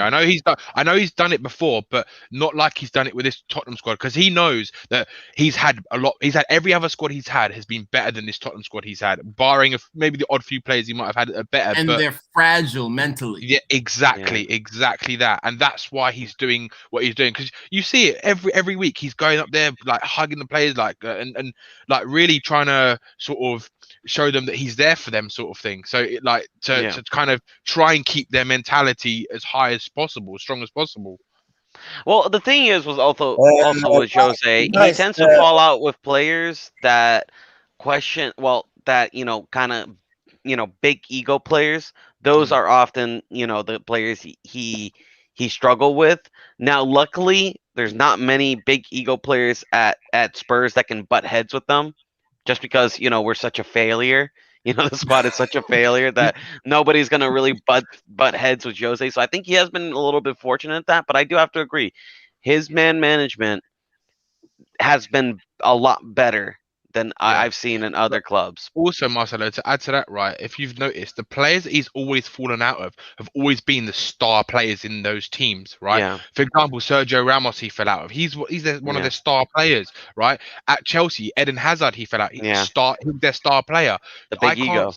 Yeah, exactly. Now these are players who have all won things, whereas at Tottenham, Kane, Son, none of our best players have won the biggest trophies, right? They're starving. Barring Hugo Lloris, obviously he's won a World Cup with his national team, but none of them have. They can't say to Jose, they can't go in and like try like undermine him, because he's won more than them. And like he's won all the trophies, they haven't. So that's why our sort of highest mentality players, like the Kanes, the Højbjergs, the Sons, and players like that, they want to listen to him, they want to back him, and you can see that they're playing for him. and it's the other players that are not playing for him, the ones who don't like the way that he does things, like your Auriers and your Sissokos. Like there's an article I read with Sissoko not long ago. Yeah, I know, but this is what I'm saying. Like he's already talking about like his agent saying that there's clubs lined up for him and things like that. It's just like, well, then piss Let off. him go. Like, Oh, yeah, please. get the fuck out of the club. Your shit. Yeah. I No, thought look, listen. Sissoko's been one of the hardest working members of our squad this season. Yeah. Yeah. He's really think always that, Brandon? covering so many positions. Now, Okay, obviously, really? everybody criticizes him in the final third. But for me, when I watch Sissoko, his defensive coverage, particularly in the earlier parts of the year, he's the reason that he's half the reason our defensive record was where it was. In the first half of the year, I agree with you, right? But since because I'm not January, saying his ability or his talents are on the level of even a Winks, but he works hard, he runs like a horse, and he's always eager to get the ball forward. Now, a lot of times he looks up, nobody's around him, he drives forward. He looks up, nobody's around him, he drives forward, and then he runs into trouble, he stumbles out because he doesn't have the skills to handle himself in tight positions. But regularly, like somebody mentioned this earlier, that the team has issues coming to each other. You see Højbjerg doing this a lot when he's got the ball. Yeah. And then we pass it back again. We go we 1-2 back into the middle of the field, and not all the time are the midfielders or the attackers coming to the ball. Sometimes we watch Lamela dribble himself into a corner with 3 defenders, and we won't come to release him. It's weird. I don't understand. Can I say something in that, Brandon? And that's where I say why I believe that sometimes Jose's tactical analysis can backfire on him. Against the tactical analysis against the opponent, because I remember a lot of these players. When they played on their punch, they would play fearless, free flowing. They didn't have fear. And I think that when I say, when he talks about the opposition all the time, he kind of instills a little bit of fear. And I see a little bit of fear in this squad where I just feel like, and the thing is, Jose has always been like this. But the thing is, in the past, Jose has had players who are so world class that they can stay locked on for 90 minutes. While this squad, as you said, they're mentally weak. They're not world class. So when you already instill that fear in them, they're gonna mentally crumble at the first sign. I will give you that, Marcelo. You having to have to, being balanced with what you give them and what you tell them they have to face. You're right, because when pressure amps up on this team, they fall apart. They crumble, and that balance has to be paid attention to. I think it, but I will also say, it is on the players. To have that weak mentality is ridiculous. But at the end of the day, these are some of the players that he has to deal with. So he has to adapt. Like whether you're the special one or you're that, you still have to adapt. You have to adapt. You have to adapt to the squad that you have. Well, this is where my best friend Daniel Levy comes in. This is honestly, I have to say, when it comes to Levy, and everyone that's getting to know me will know I'm constant in one thing, and it's my bloody hatred for this man. Okay, so what happens when you buy players for 5 million, 10 million, 15 million, 20 million? Yep. You're buying players that aren't up there, and I don't mean up there just in their playing ability. I'm talking their mentality. Yeah. I'm talking you're buying the complete package. So if you spend 23 million on Aurier and 12 million on Doherty or whatever it was, that's like we're talking best part of 40 million. Yeah. But if you'd spent and got 40 million pounds worth of right back, let's just say let's think of a really good right back. You could have got Castagna for 23 million this season. So if we've got him, who's got some talent, and he actually wanted to come to Spurs, but they didn't want to put the money. You're joking. A player wanted to come to Spurs, and he didn't come. Mate, Danny, stop talking. Mate, when you look at it, I'll give you a prime example. Harry Maguire, okay? He's now at Man U. Forget what he's doing at Man U. He left Hull to go to Leicester. Yeah. He chose Leicester over Tottenham because Leicester offered more money. Shameful. This is Tottenham Hotspur. I'm not talking about what Harry Maguire's become or whatever. But would you have played Harry Maguire over Jan Vertonghen and Toby Ottawa the last couple years? Mate, Yeah, I but we wouldn't need play. a replacement. I wouldn't play now, but not the last couple years. Mate, Jan Vertonghen in his prime, to me, while he is was the at best. Leicester. I love Jan Vertonghen. Like I said in the pre, Jan Vertonghen is the greatest defender. With Ledley King, I would say the two greatest defenders ever to play. That would have been a partnership. But it was clear that he needed a replacement over the years. Yes. And Levy never did that. And I agree with you. The amount of times, for example, I'll start my Levy rant a little bit early. When we could have won the league with Harry Redknapp, I want Carlos Tevez and Gary Cahill. Go get them for me. You can have them. Yep. No. What I'm going to do, I see you want a striker and a defender, but what I'm going to do is buy a 34-year-old central defender from New Zealand, getting relegated at Blackburn that has glass knees, and I'm going to buy you Louis Saha, a 32-year-old striker that's available on a free. I want you to go win the Premier League. Yeah. Why? Yeah. Why? It's like literally, he says when we got Schneidlin, when we first got Poch, he said, I want Wanyama, I want Schneidlin. Get me one of the two. I know what they do. I understand how good they are. They will play for me. Okay. I see what you want. You want a defensive midfielder. Them two are really, really good, Premiership proven, great players. You work with them. I'm going to buy Benjamin Stambouli for $500,000. Yeah, and this is what I'm talking about. No, Brian. Is that? Brian, and this is what I'm talking about. You know, people, and this is why I don't think it's going to work with Jose. Well, before I leave, can I interrupt Marcelo? I'm gonna let's get Kenneth on here to do his. He says he's got to jump. So Will, Dixon, Danny, and Brian and Marcelo. I think Tottenham fans are the only fans in this season that when we were waiting for the team lineup that Liverpool had last season. They had the same team almost in every run. This is not about injury, but us Tottenham fans, it's like who the hell is gonna start this game? It's like Marcelo, he's getting a heart attack every time he sees. We don't know. It's like watching the. I'm just getting used to it. I'm just getting numb to it, man. I'm not even getting heart attacks. I think this is I never seen Tottenham like this season. Why the hell can't Toby Alderweireld start in?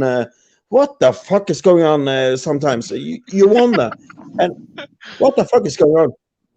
And it's so crazy.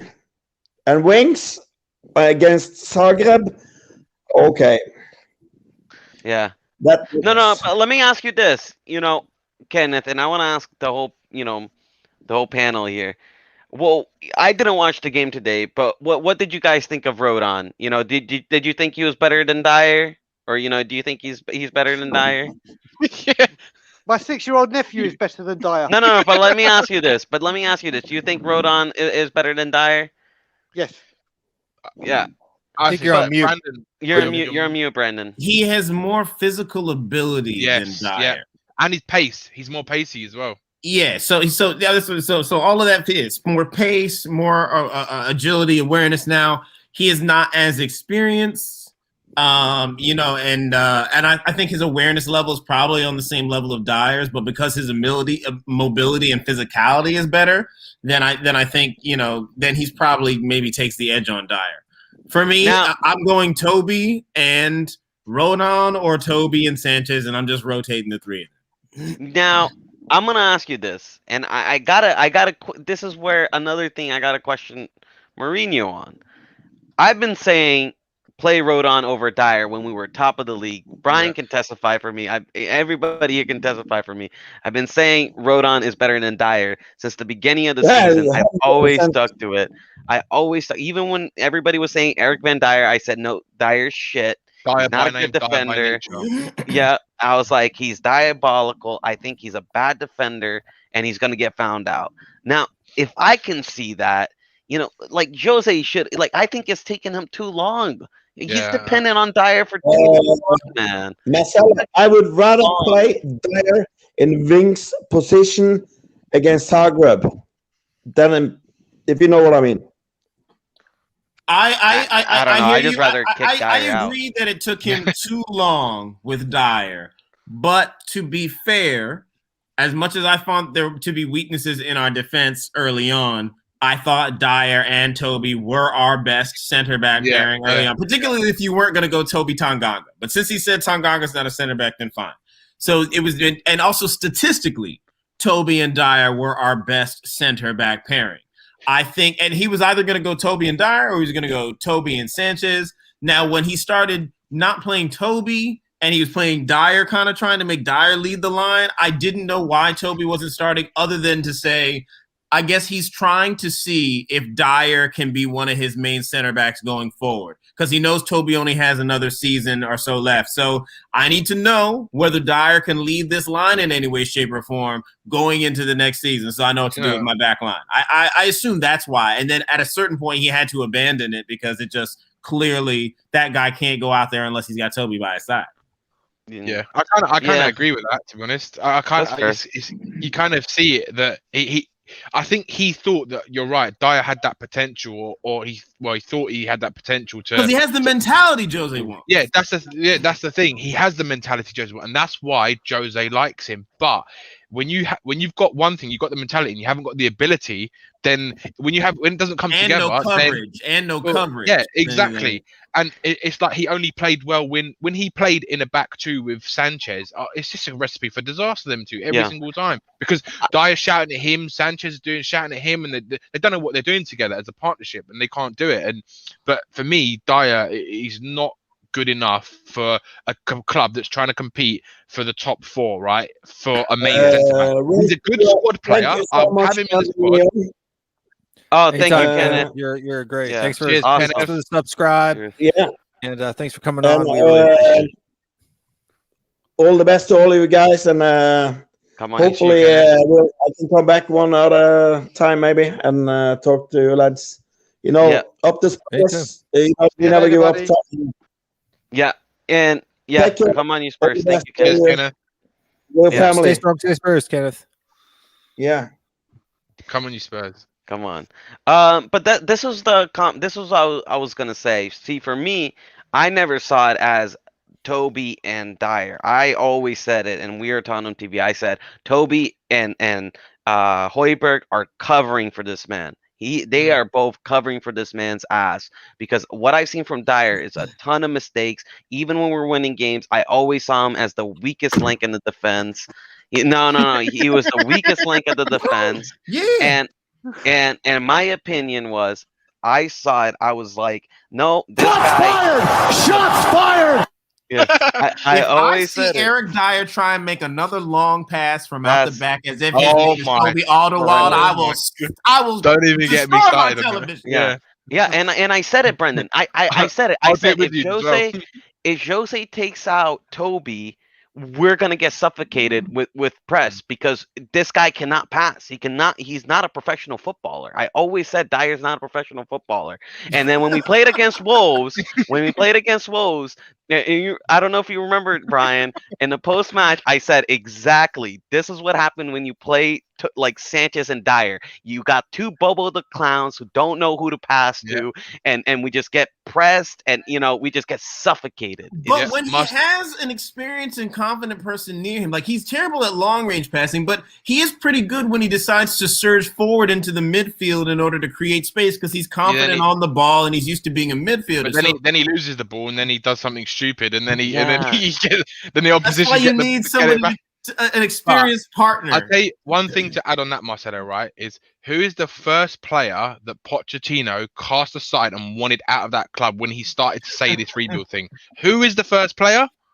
Yeah, it was Dyer. He wanted Dyer out. He wanted him out. He wanted him gone. He knew he was not good enough. He couldn't do a job at centre back and he couldn't do a job in centre defensive mid. And he wanted him gone. And that was it. That was I it. Knew it. Yeah, we all knew it. I knew it at the time as well. We all knew it. This whole resurgence thing was just a myth. I like. Would you sell Sanchez or Dyer? Dyer. 100%. But you'll get more money for Sanchez. I don't care. Sell them both. The thing is, I agree with Will though. I would sell them both, but if you're going to sell one of them, then I would sell Dyer, because I still think Dyer has got value in the English market. So there is going to be clubs, I reckon. I genuinely think, right, that someone in England will pay. I'm not saying a lot of money, but I'm saying someone will pay for Dyer. Yeah, so I'm going to call it now. I'm going to call it now. Eric Dyer is still living. He's literally getting beers bought for him, and basically his wages are getting paid because he scored a free kick for England in the Euros against Russia. Or France, whoever, and he scored the penalty in Russia against Colombia. Yeah, that's the only reason he's got any. He fluffed it as well. That one in Russia. He's still the first English guy to win a penalty shootout for England in God knows how long. So, and I tell you now, the club he'll go to, he's going to go back to Portugal. He'll go back to Sporting Lisbon. Hopefully, I'm telling you that right now. Do you really think? Hopefully. Yeah, but do you think they can afford him though? Yeah. Do you think they could afford him? Mate, well, who knows? You see, now you've got to start thinking he might even be offered to Benfica to help with the wage for Vinicius. What would be your perfect I wouldn't be surprised, right? But do you know what? I'd be so elated if I saw Dyer and Mourinho actually agree to selling Dyer in the summer. It would be one of the best businesses of selling a player I've seen at Tottenham in years. Honestly, I think Dyer he's one of the reasons why we've stunted we could this year. Get 15 mil for him. I'll take that. I'll take that every day of the week. Every day of the week. But you see, I told David this. Like. At some point, though, I just stopped blaming Dyer. Like, I was just like, you know what, dude? Like, honestly, it's not his fault that he gets. No. But the thing is, it's not his fault that he's getting picked up like at the team sheet every day and fucking up. Yeah, I'm gonna look at like Mourinho. Like for me, like saying that he stunted our season is like he's not the one that picks himself. He's not the he's not. Yeah, you're right, Marcelo. But by the same token, it's also because of the volume of matches we played. You were gonna be rotating. He was gonna get in it. But we have like 8 center backs. If anything, we have it's a ton of. I mean, not all of them are good, but I'm telling you, most of them are better than Dyer. Most of them are better than Dyer. I would have rather him seen Rodon like give him a lot more running games than Dyer at the back. Well, Rodon to Ganga. You have to blood Rodon in, right? Because you have to figure out who the hell Rodon is, because you only started to look at him a week before the transfer window closed. So, and you didn't get him in the Europa League squad, so you didn't get to blood him into those matches. So it was going to take him longer to figure out whether he was going to roll the dice on Rodon either. And whatever you saw Rodon play, you liked what you saw, but you always saw mistakes. Yeah, now, I you agree saw with they were you, fixable Brendan. mistakes. I agree. Like, but do you think though, if he had to run a game with Toby, with that his experience coaching him through the game, it would have been good for him? Like if he had to run a games with Toby rather than having Dyer there, I think that would have been more beneficial for Rodon than having 100%. Dyer there. I think you're right, but I think you would not have the information that you now have on Dyer. True. That is true. That is true. Yeah. It's blinding Mourinho's face now. He can't ignore it now. In my opinion, though, right, it gets to a point where, yes, you don't know what Rodon would do, but when you see Dyer do that game after game, you know what Dyer can do, bro, and you know he will cost you games. And in my opinion, and this is why I blame him for the Dynamo game, because if you play Winks, Sissoko, and Dele Alli in that midfield, it's a recipe for disaster. And then especially when you play Dyer and Sanchez in the defense, you're asking to see. Walked to a 2-0 win last week with that same squad. There is nothing in the world that would have thought that you couldn't qualify with this squad. Listen, he didn't start Winks and Sissoko. He started Ndombele and Sissoko. No, he started Ndombele and Sissoko. You're right. I was expecting to see the same thing again. But then as soon as I saw Wings and Sissoko, I was like, oh, for fuck's sake. And also we had Sonny. You also got to remember we had Sonny in that team. True. And he makes a big difference. So for me, like, you're already missing one of our best players and you're playing that shit midfield. They can't qualify though? All right. No. But the thing is, Brendan, right? Listen, dude, I've seen that midfield lose some shocking games. Remember Norwich? You remember Norwich, bro? I've seen that midfield do some shocking things, disappoint me so many times. I would have respected Mourinho more if he took a chance with like a Bowden or an Alfie Devine or something like that, right? No, I'm being serious, bro, because I would have respected him to take the chance with the unknown and roll the dice than take a chance with what we know. because If we he know. had done that and we lost, you all would have savaged him for not trying Harry Winks. No. Listen. I've been saying this for how many? Look, I'm telling you, how long this season have I been saying Jose needs to give some of these youngsters a chance? I said about Harvey White. I said a lot about Bowden. I said a lot about well, I was saying about Skip last season. I was saying about Cess last season. I was saying it all season. I think with some of these players, they're so spineless, so gutless that there's no point of playing them. No point. No point playing Winks. Can I ask you something, Marcelo? Right on bringing in the youngsters, right? Because in Poch's early days, he had more room to fail with the youngsters because we weren't at that level yet of being in the Champions League consistently and things like that. So he could bed them in. Like Kane started coming into it, Winks started coming into it, and then the other players, right? And then they kind of grew at the same time as how the club grew, right? The players got better and the club grew at the same time. Do you think now, if Poch was still here, that he would have given the youngsters more of a chance in the situation that we're in now? I think so. I think Poch would have. I think knowing Poch and who he is, he's a guy, because Mourinho and Poch are two different persons. Now, don't get me wrong, Mourinho's more successful. He's a pragmatic guy, and if you can give him that 300 million budget, he will win you trophies. Unfortunately, we're not that club. We'll never be that club as long as Daniel Levy is alive and Enoch. I can fix that. I can fix that. But right, your task to it, mate. yeah. But if you're not going to give him 300 million, then you have to give him that equivalent in time. Otherwise, why? Otherwise, why do any of this? Like, because you have to give him one or the other, right? But I'll say this: even our spending has not been smart. It has not been smart. Think about this. Let me give you a little shocking stat. Right, Sanchez and Sissoko in total cost 75 million. Now we're a club that already don't spend enough, But Sanchez and Sissoko cost. Can I just say something as well, right? Do you know Sissoko, right? Do you lot remember when we actually were going in for Wijnaldum and we didn't want to pay the money that they wanted, which was 25 million, and because we couldn't get one out because he didn't want to pay the money, he went to Liverpool, right? Yeah. And then on the transfer deadline, we brought in Sissoko because that was the only other option we could get. Yeah, so we for spent 35 million. No, for 30 million, but Daniel Levy 30 million. structured it. Yeah, he structured it so it was 5 million a year over a course of amount of time. So he ended up paying more money for the player that he actually initially wanted in the first place. Why now? Daniel Levy, Grealish, Fernandez, Jesus Christ! Dybala. I can give you a list, and this is why I could give you a list. Yeah, and Brendan, this is why. I'm sorry, Brian. Go. No. I have been talking. I think Will wants to say something now.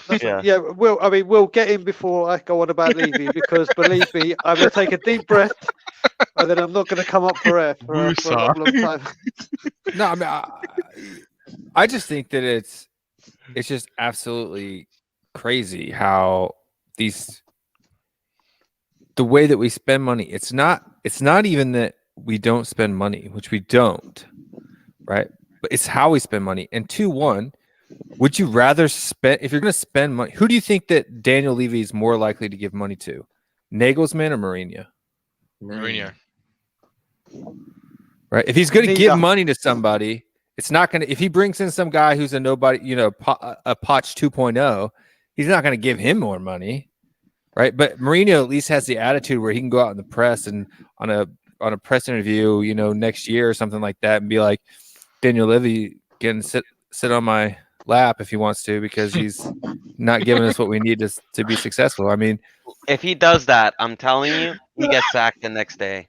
If Jose Mourinho does that, and this is why but then Daniel Levy's reputation's ruined forever, even more those. He doesn't care. Right? He doesn't care. His reputation is already. He doesn't care. His reputation is already as stained as it is. Look, man. No, dude, he did that whole documentary. He don't care about his reputation as long as he's making money for the club. And he does. He did that whole documentary to rebuild his image. That whole documentary, that whole Spurs Amazon documentary was to build himself up. His image is getting undone. It was a Daniel Levy, polished piece. I agree with you. What it was. I agree with you. I do agree with you. A lot of that was to try and say, look what I've done to Tottenham. Look, fans, this is what I've done. I've built you a brand new stadium, and Yeah, That and we're gonna documentary I was the want to win greatest trophies worst for the club. thing ever. That documentary was the greatest worst thing ever because like now every halftime I just want to know what the hell is going on inside that dress. It's like what is he saying? Yeah. What is happening? Every press conference is well in the Tottenham documentary. Yeah. Nah, it's ridiculous. I think with Daniel Levy, I don't think he'll back any manager. Honestly, this is why personally I don't think it will work with Jose Mourinho because So, but Jose I'm saying- Mourinho will come in, he will say, I would need a Diaz, I need this guy, I need this guy. These are the players I need. And Levy will be like, no, I can get you this guy and this guy. And they'll butt heads and they'll fall out. The question. My the point, answer Marcelo, is that if he's not going to back anybody, then what does it matter? It doesn't matter if it's Mourinho. It doesn't matter if it's Nagelsmann. It doesn't matter if it's me, right? If he's not going to back anybody, we're still going to have the same players, and we're still going to have the same problems. And I'm sorry, but if there are people out there who thinks that Klopp or Pep or Nagelsmann or my grandma Sue is going to be able to get a shift out of Harry Winks, they've got another thing coming. No.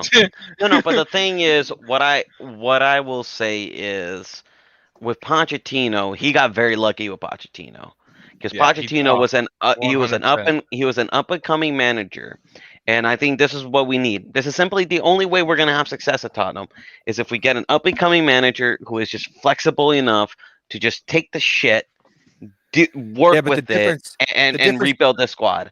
Honestly, that's what you just did, though.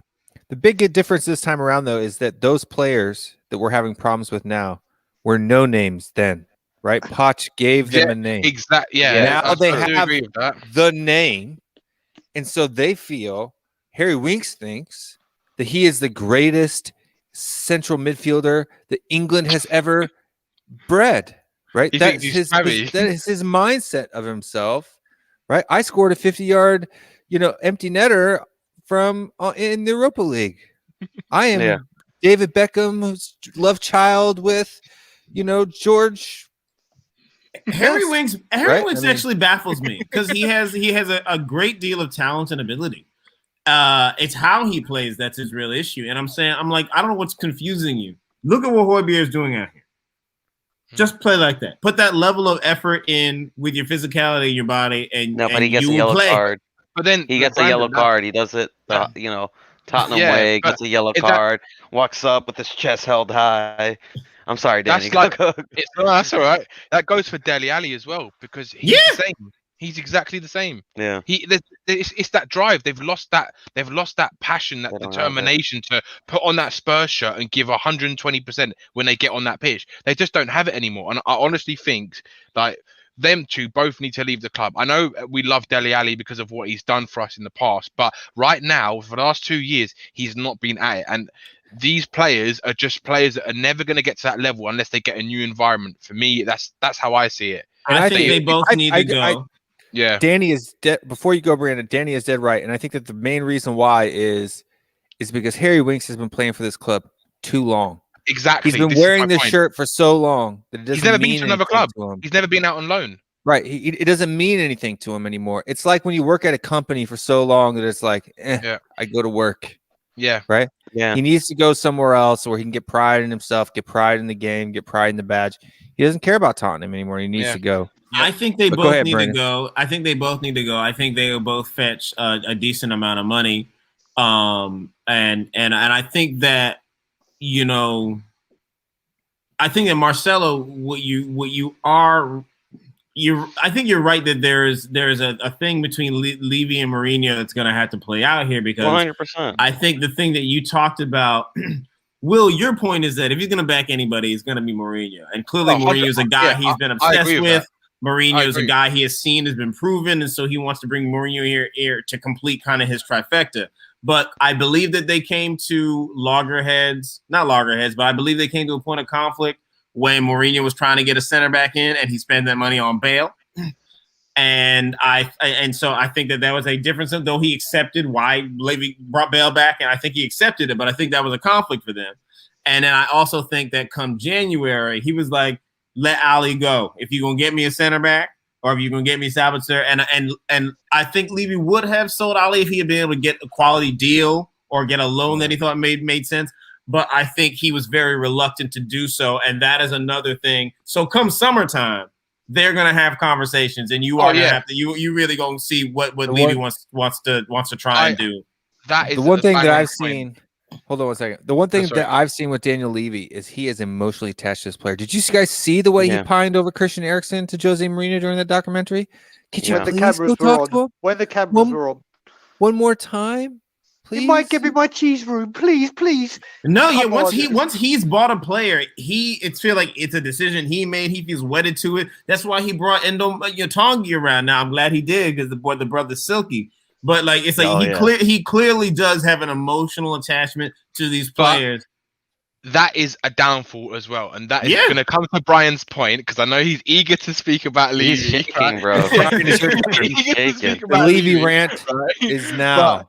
But yeah, it's also his downfall because he didn't want to let Dele Alli go purely because he felt that if he let him, he didn't even want to let him go on loan because he thought maybe that we might need him in case we get injuries, etc. But he hasn't really helped the squad since this season. To be honest with you, he's had a few decent games in Europa League. That's about it, really, and he hasn't done enough. And Daniel Levy's attached to Dele Alli of 2 years ago when he was one of the best young midfielders in the world, and he still thinks that he can get to that level so that he could sell him for a higher fee because he doesn't want to let him go now. And then he ups his value someplace else, and he goes exactly. But there's a mentality thing that's a real thing to consider that they're gonna have to look at because look, and people 100%. always like to harken back to the fact that when Salah was playing for Mourinho, eventually he didn't make it and he left. And De Bruyne was playing and eventually he didn't make it and he left. And they want to criticize Mourinho for not being able to keep those guys in the squad. But what happened those years? Mourinho won. Yeah. Mourinho won. I think we have to let Brian have his word here because he's shaking, man. Yeah, just do it. Just go. I mean, I'll start with a bit of comedic value. So I don't know if you got Danny. Are you a season ticket holder? Yeah, I'm a season ticket holder. Okay, so you may be able to remember this. So this kind of shows where Daniel Levy's head at and where Tottenham are under his leadership. Now, in the game against Burnley, when Ndombele got taken off at half time because he had such a bad game, when Burnley went 1-0 up, Tottenham Hotspur sent a message out, an email to every single Tottenham Hotspur season ticket holder, letting them know as season ticket holders, you now have primary ticket thing for Lady Gaga, who will be appearing at White Hart Lane at this time, at the exact moment that Tottenham let a goal in. So why are you emailing stuff out, especially about Lady Gaga performing in the summer during a Tottenham game whilst we're playing shit? But send an email out after the game. It's all pre-done. It's so that stadium. If anyone thought that the stadium was going to be built in a year, you're smoking the shit that Levy is. Yeah. Because nothing in England or anywhere in the world I love what he's that having. size gets built in a year. So you could have said it's going to be 2 years. Yeah. When it becomes 1 year, you go back as a freaking genius, and I'm like, oh my god, Daniel, you've done something good. So there's so much I'm going to say, but the only good thing Daniel Levy has done, apart from the stadium and the club, is when he bought the club, he sacked Graham and bought God back, which was Glenn Hoddle. That's the only football genius move he's done that's concerned the club. When I don't know if you guys know Brandon and Marcelo here in the set, I don't know if you all know, but I have a lot of season ticket people back home. When the Liverpool game, when we were meant to open the lane, got cancelled and we're staying at Wembley, before he apologised to the fans, he apologised to the NFL. He was big up with the NFL. He never comes up and thanks the fans. And then what this genius did is he said, I'm going to give you refunds for the Liverpool game. I remember this. But then, because the game was at Wembley, he was going to charge more for your ticket at Wembley. Yeah. So he's going to refund you your money just so you can spend more at the club. He does this all the time. It came out, I saw this week, after again with the emails, after we lost to Dynamo Zagreb, Tottenham had a huge thing with their Spurs club shop. Oh, the third kit is now available for £25. Please come and rush to the store. That. Yeah. Why are these things coming out at the worst moments in time?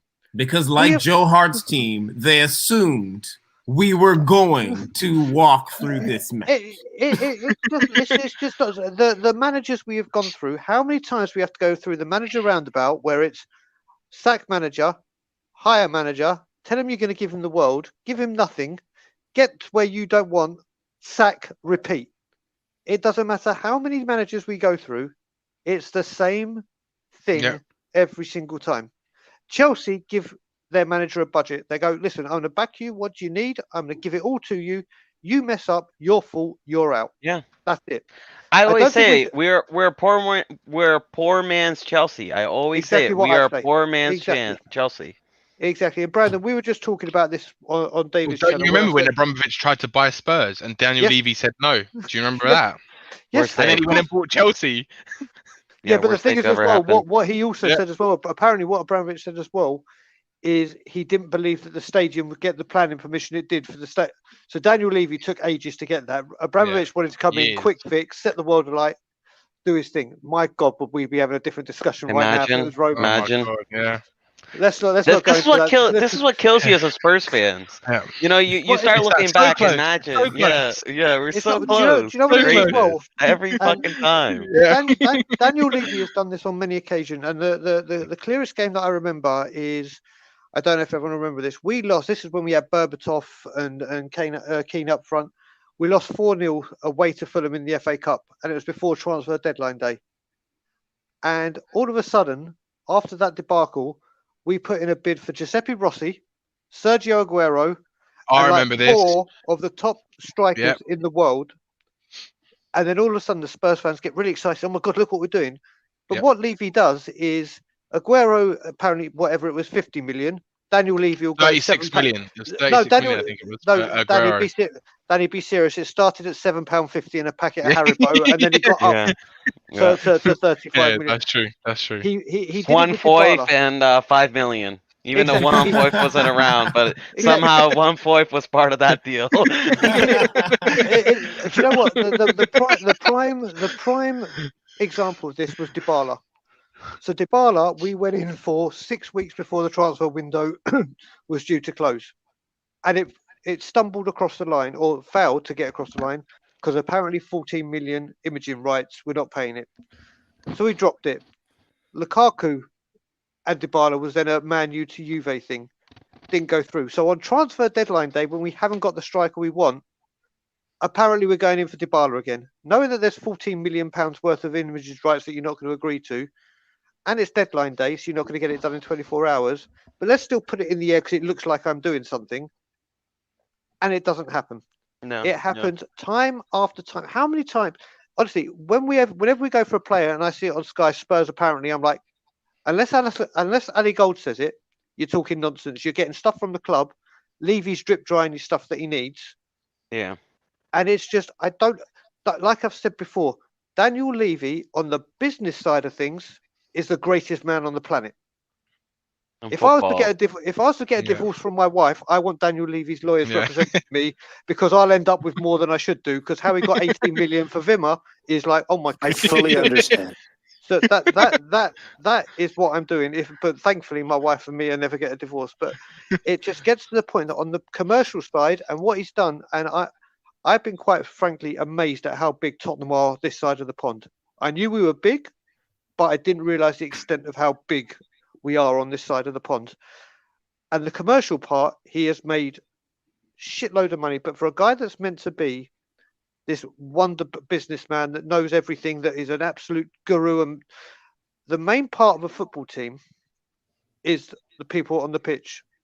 Yeah. As I say, if you look at it, Amazon are the biggest company in the world at what they do because they're the best at what they do. Netflix make billions of pounds, dollars, euros, whatever you want to say, across the world because they deliver a high product of online stuff to watch, mainly Power. There you go, Brandon. A little plug for you there. So, but then you got like the fast food chains around the world that specialize in their fast food, so they know their market. Tottenham Hotspur work on property. Look at our portfolio. We have a Skywalk. We have a Rock Bar. We have this. No. Get the stuff on the pitch, and then everything comes.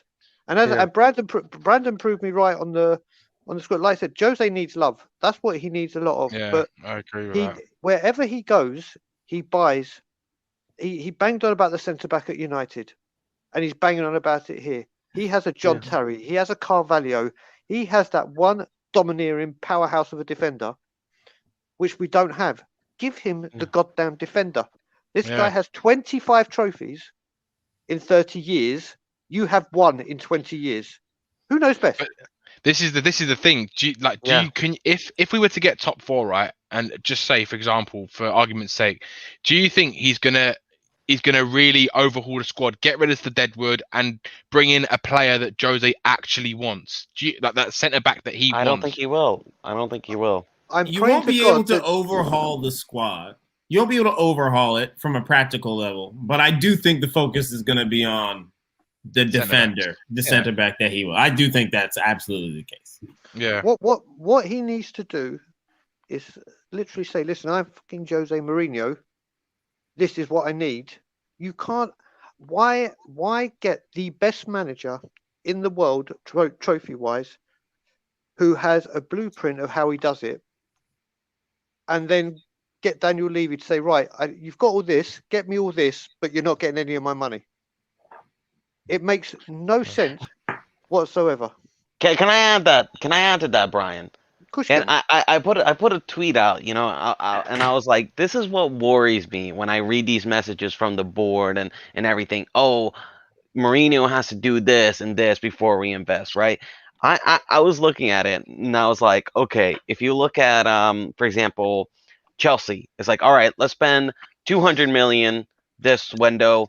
Let's invest to get, challenge for the Premier League or challenge for top 4 and, build on that success, right? And then you look at City, it's like, they have infinite money, so they can just always invest, and then you look at Liverpool, they had that long-term investment plan that they did with Klopp to achieve their goal, right? With Tottenham and Enoch and Levy, it's the opposite. It's like, we need to reach our goal and then we invest. And it's just like, that just makes no fucking sense. But Marcelo, to add to that, that's what Levy. Sense. That's what Levy's vision has been since he got a majority. Since he became the chairman, right? His vision was to make Spurs, and I said this on on Bob Spur TV's channel the other day, that his vision was to make Spurs globally one of the biggest names in football, right? On the business side, he didn't really care, and what I think. Trophies, though. Well, yeah, of course you can't, right? But what I'm saying is that he never focused on the footballing aspect, because what happened with Poch, right, is that he got lucky with Poch. Like we all know, he got lucky with Poch because Poch took that team. And he didn't pay a lot of money to get the players, but he was lucky to get those players that he got and the players that he had. Also, we had Harry Kane because he was one of our own, and we didn't have to spend on the striker. So he was able to build a team with low sort of money, right? And it was at the same time Daniel Levy was trying to grow this brand and sort of get this stadium built, but he was never focused on the football inside of things. When they built the stadium, it was the worst time they could have possibly decided to build it, because I was saying this the other day, right? And if he saw and looked what was happening on the football pitch, right?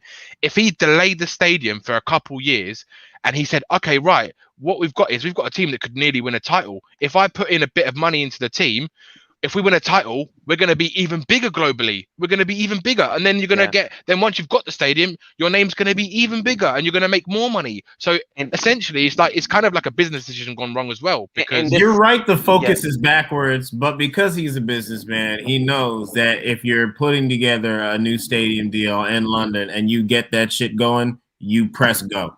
Yeah, of course. Yeah, like he wasn't gonna think of it the way you wish he course, would. of course. But you are right. It is backwards. It's Yeah. it's the pitch that will sustain you. It's the pitch that will give you the runway to build your brand the way you want to do it.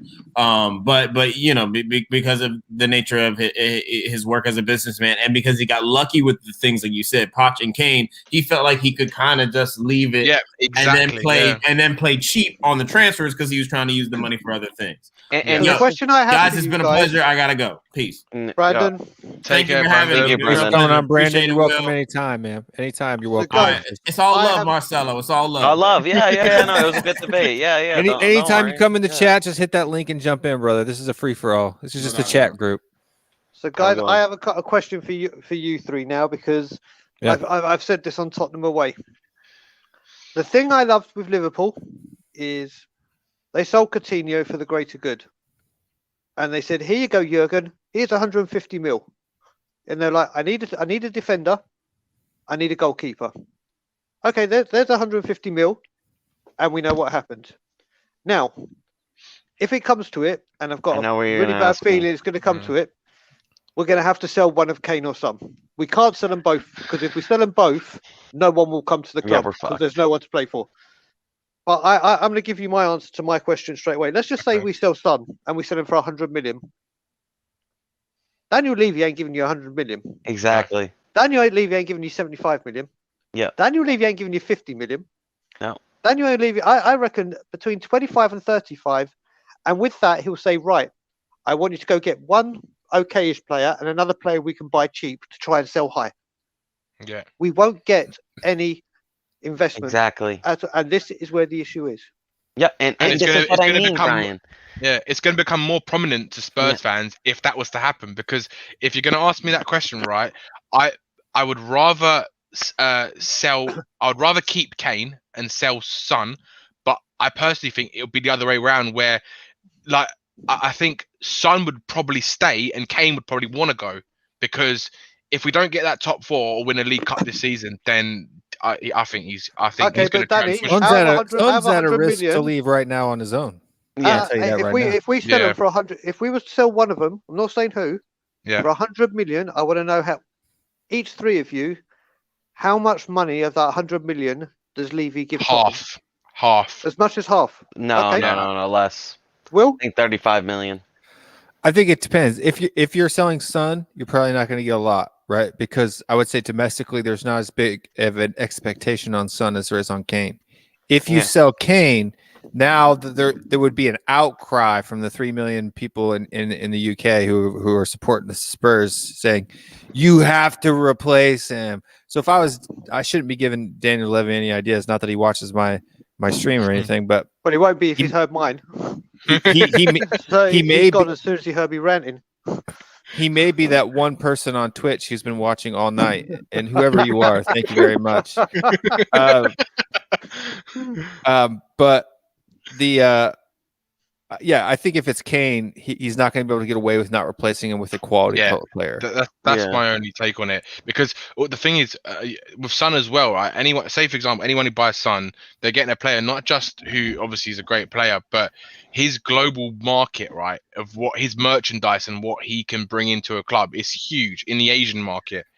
Son And Son that's brings another in thing more Daniel money Levy than wouldn't Kane. That's wanna where leave. Boom. That's another thing Daniel Levy wouldn't want to lose, because he probably brings more money in than Kane. Oh, for, guaranteed. like, Guaranteed. Yeah, he does. then, Yeah. and Biggest that's Asian football player in the world. China, Exactly. Korea, Singapore, Malaysia, Exactly. Thailand, even Japan, which the Japanese and the Koreans don't get along. Yeah, bro. I'm telling you right Come on. now, there are more.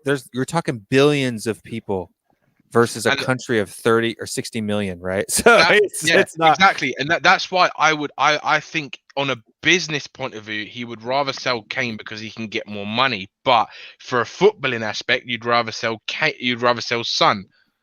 That's because I think Tottenham need Kane more than we need Son. I know Son's amazing. Don't get me wrong. I love Son. He's my favorite player at Spurs. But I just think what Kane has done this season for us, if we lose him, I just think it's I don't know how bad it's going to be next year if we Put it don't this get way, the only reason we sell Kane, if we sell Kane, and I'm only saying if, and I do not want this to happen, is, and I know it's not going to happen because look who is our owner, is if we guarantee to get Haaland.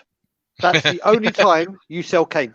That's the only player right now, I would say. That's a Yeah. smart move. Yeah. Get Kane out. Honestly, if you were to tell me that, if you were to tell me sell Kane for 150, right, and we triggered that release clause, and we But you get gotta wait Haaland till for 60 2022. million, yeah, no, but I'm just saying, wait until 2022, right? Sell Kane, get that release clause, and it guaranteed. I could take that, honestly. As I much would. as I love I Kane, would. Yeah. I think I could take that, and then we get a real quality center back, right, along with that. I think we have something going. But this is where my rant is gonna come from. This is where I have an issue, and why I don't think Jose will succeed. It's because the same thing I'm seeing here is the same thing I'm seeing with Woodward when he was or whatever his name is when he was at United. That other clown. They both, him and Levy, are kind of like dictators. They are dictators. They're dictators. They don't give the manager what they want. They tell they tell managers what they are gonna get. And with Mourinho, that's not how Mourinho rolls. If you see where Mourinho succeeds is when he goes to boards and he say, "I want this, and you give me this," and that's when he succeeds. When you see this with Mourinho, as much as we love talking about CV, you know what also tells in the CV? When things get worse, they don't get better. And I'm so scared that I'm seeing a fallout with Daniel Levy and Mourinho. And I think they're already butting heads. I don't see this relationship lasting. I don't see it happening, man. Can I add something to that, Marcelo? I think on that note, right, because when it comes to the summer, right, once the season's done, they're going to have discussions of what's going forward. Now, if they don't agree with what's going on, yeah, like Mourinho, unless they mutually agree to part ways, can you see Daniel Levy sacking him? If Mourinho doesn't agree with him and Daniel Levy doesn't agree with Mourinho, can you see that happening? And then they go a different direction? I could see. Listen, I could see Daniel Levy sacking anyone. We could have Jesus here, and he'll sack him, bro. I'm telling you. No, I'm telling you. He will sack anyone. This man has no shame. No shame. Daniel Levy. How can you listen? How can you get Jose Mourinho and have the arrogance that if you get him Joe Rodon, right? And no offense, I like Joe Rodon, right? But like you're gonna get him Joe Rodon, and Mourinho is gonna work with that. You know what I mean? You don't have Pochettino anymore, dog. Like you can't get this guy scrap. You got to give him the Diaz. You got to get him the Skriniars. You got to get him those guys. You got to start thinking big. And he doesn't think big. And this is why I say that if Mourinho doesn't get top 4, he's good. He's good as gone because we definitely will not invest, and we will need a manager, right? As tent pot of a mentality this sounds, we're gonna need a manager that's just gonna take this board shit. It's gonna take the scraps that they give him and just be flexible and somehow overachieve like Pochettino did, because that's what. Listen, Pochettino was not a failure, guys. Pochettino was a saint. With what he did, the fact that he worked with this board and didn't mentally break down in 2 seasons is incredible. At the end, but for 5 seasons he worked with this board. That's I can't believe it. I can't believe it. So this is what I've got to say. I mean, first of all, the Mourinho-Levy partnership makes as much sense, as I've been saying all weekend, as Stevie Wonder signing for Formula One. Yeah, there's really absolutely no point to it. Exactly. But now it gets to the point now that at some point there's going to be a flick in all, or a switch in all managers' heads, that we're Tottenham Hotspur and we can attract these managers. But how many times are managers going to leave the club with the same story and they're going to go, do you know what? I'm not need going this there. Yet. Yeah. I'm just not. I can't. We're going to get someone with no disrespect. We're going to get no one with no disrespect. We're going to get an Eddie Howe, or what's the guy, Chris Wilder. No, we're going to get no. And the reason I say it is because if you get a Chris Wilder or an Eddie Howe, the kind of money that Daniel Levy will give them will feel like blooming Christmas. But like, oh my God, you'll give me like 50 million? What the? Wow, 50 million. Chris Wilder's going to sign Ryan Brewster to replace Harry Kane. But no, he will buy 6 or 7 players for that money, and he'll be like he'll be like Daniel Levy's sheep. They'll be like, what do you need me to do? Yes, sir. No, sir. 3 bags full, sir. Yeah. Rather than getting the manager that will take you to the places. And You it's going see, to get to the point where no one's going to want to work with Daniel Levy. you know, if it doesn't work out with Yeah. Jose, which I hope it does work out. I hope Jose does get top 4, and I hope he does prove me wrong, and I hope I do become Jose N, right? But if it doesn't work out with Jose, in my opinion, I think the best guy to work with this board is Eric Ten Hag. I've I wanted think him for so long. Ten Hag, because for me, in my opinion, one thing that Levy has done is really improve our academy. Yeah. With the new academy and Yeah. everything, we're starting to see some real rising stars, and I am licking my lips just thinking of what Ten Hag can do with an Oliver Do you know Skip what, Marcelo, and how he right? could develop those guys. I watch Ajax weekly because my girlfriend's Dutch, so I watch Ajax every week. She's a big football fan as well, and Yeah. Lucky man. like yeah, Lucky man. yeah, and she so in the last sort of 6 months, Ajax have gone up a level again, right? And they're beating teams very well, and they're playing very good football now. Nearly all of their players, barring a few, are all like under 22. Like Exactly. there's a few, like you got Daley Blin who plays centre back, Yeah. but do you know who I love? That Schurz. There's a defender called Schurz. He's like the new Matthias de Ligt. He is gonna be wanted Nasty. by everyone. I'm telling Yeah. you right now, everyone is gonna want this Yeah. kid, and we should go for someone like him because he is unbelievable. Yeah. I watch him weekly, and he just reminds you so much of Matthias de Ligt. Like he's so good. And if you consider what Ten Hag went through after we knocked them out in Champions League, just think about this. He went from having De Ligt, De Jong, and all those other guys, right? Have his squad almost completely drained out, to then doing a rebuild with a bunch of youngsters. And not only does he rebuild it, he does it less than like a season with a bunch of youngsters. That's incredible. In my opinion, the way he is able to work with the youngsters and the way he's able to rebuild Ajax season after season, and people keep saying, "Oh yeah, but he wins the Eredivisie. It's not. It's a weak league." But They've got a young team now. Yeah, but the thing is, before Ten Hag, PSV was dominating Eredivisie. Ten Hag came in and he changed Ajax. He brought Ajax back to what they were, man. I'm telling you. And what he did in the Champions League was nothing, was Pochettino-like. To reach a semifinal, knocking out Juventus, knocking out, Real Madrid.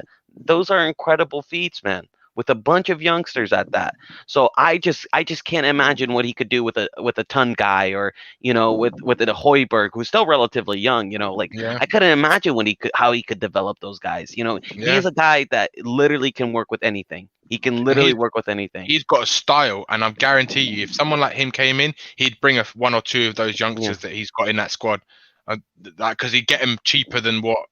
Because they're not like proper names right now, but they're guys who will be names in the next few years. And he's making it further. And look, I hate being a hater, but he's got a lesser squad than Mourinho, and he's further than him in the Europa League, and he had a tougher competition.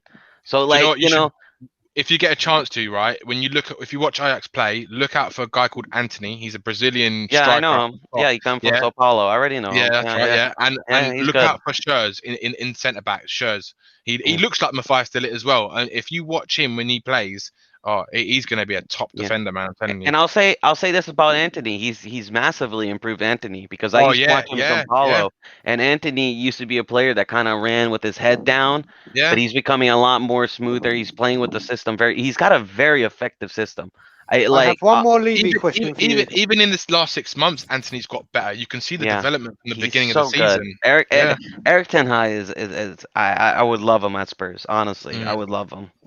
So let me give you another Levy question. I know my answer, and you can answer this first afterwards. So, crystal ball is out now, and I'm going to read your fortunes, and I'm going to tell you that the crystal ball is telling me that next season we're going to have a shocking season. Shocking, like threat of relegation, but we'll pull away from relegation on the last day of the season.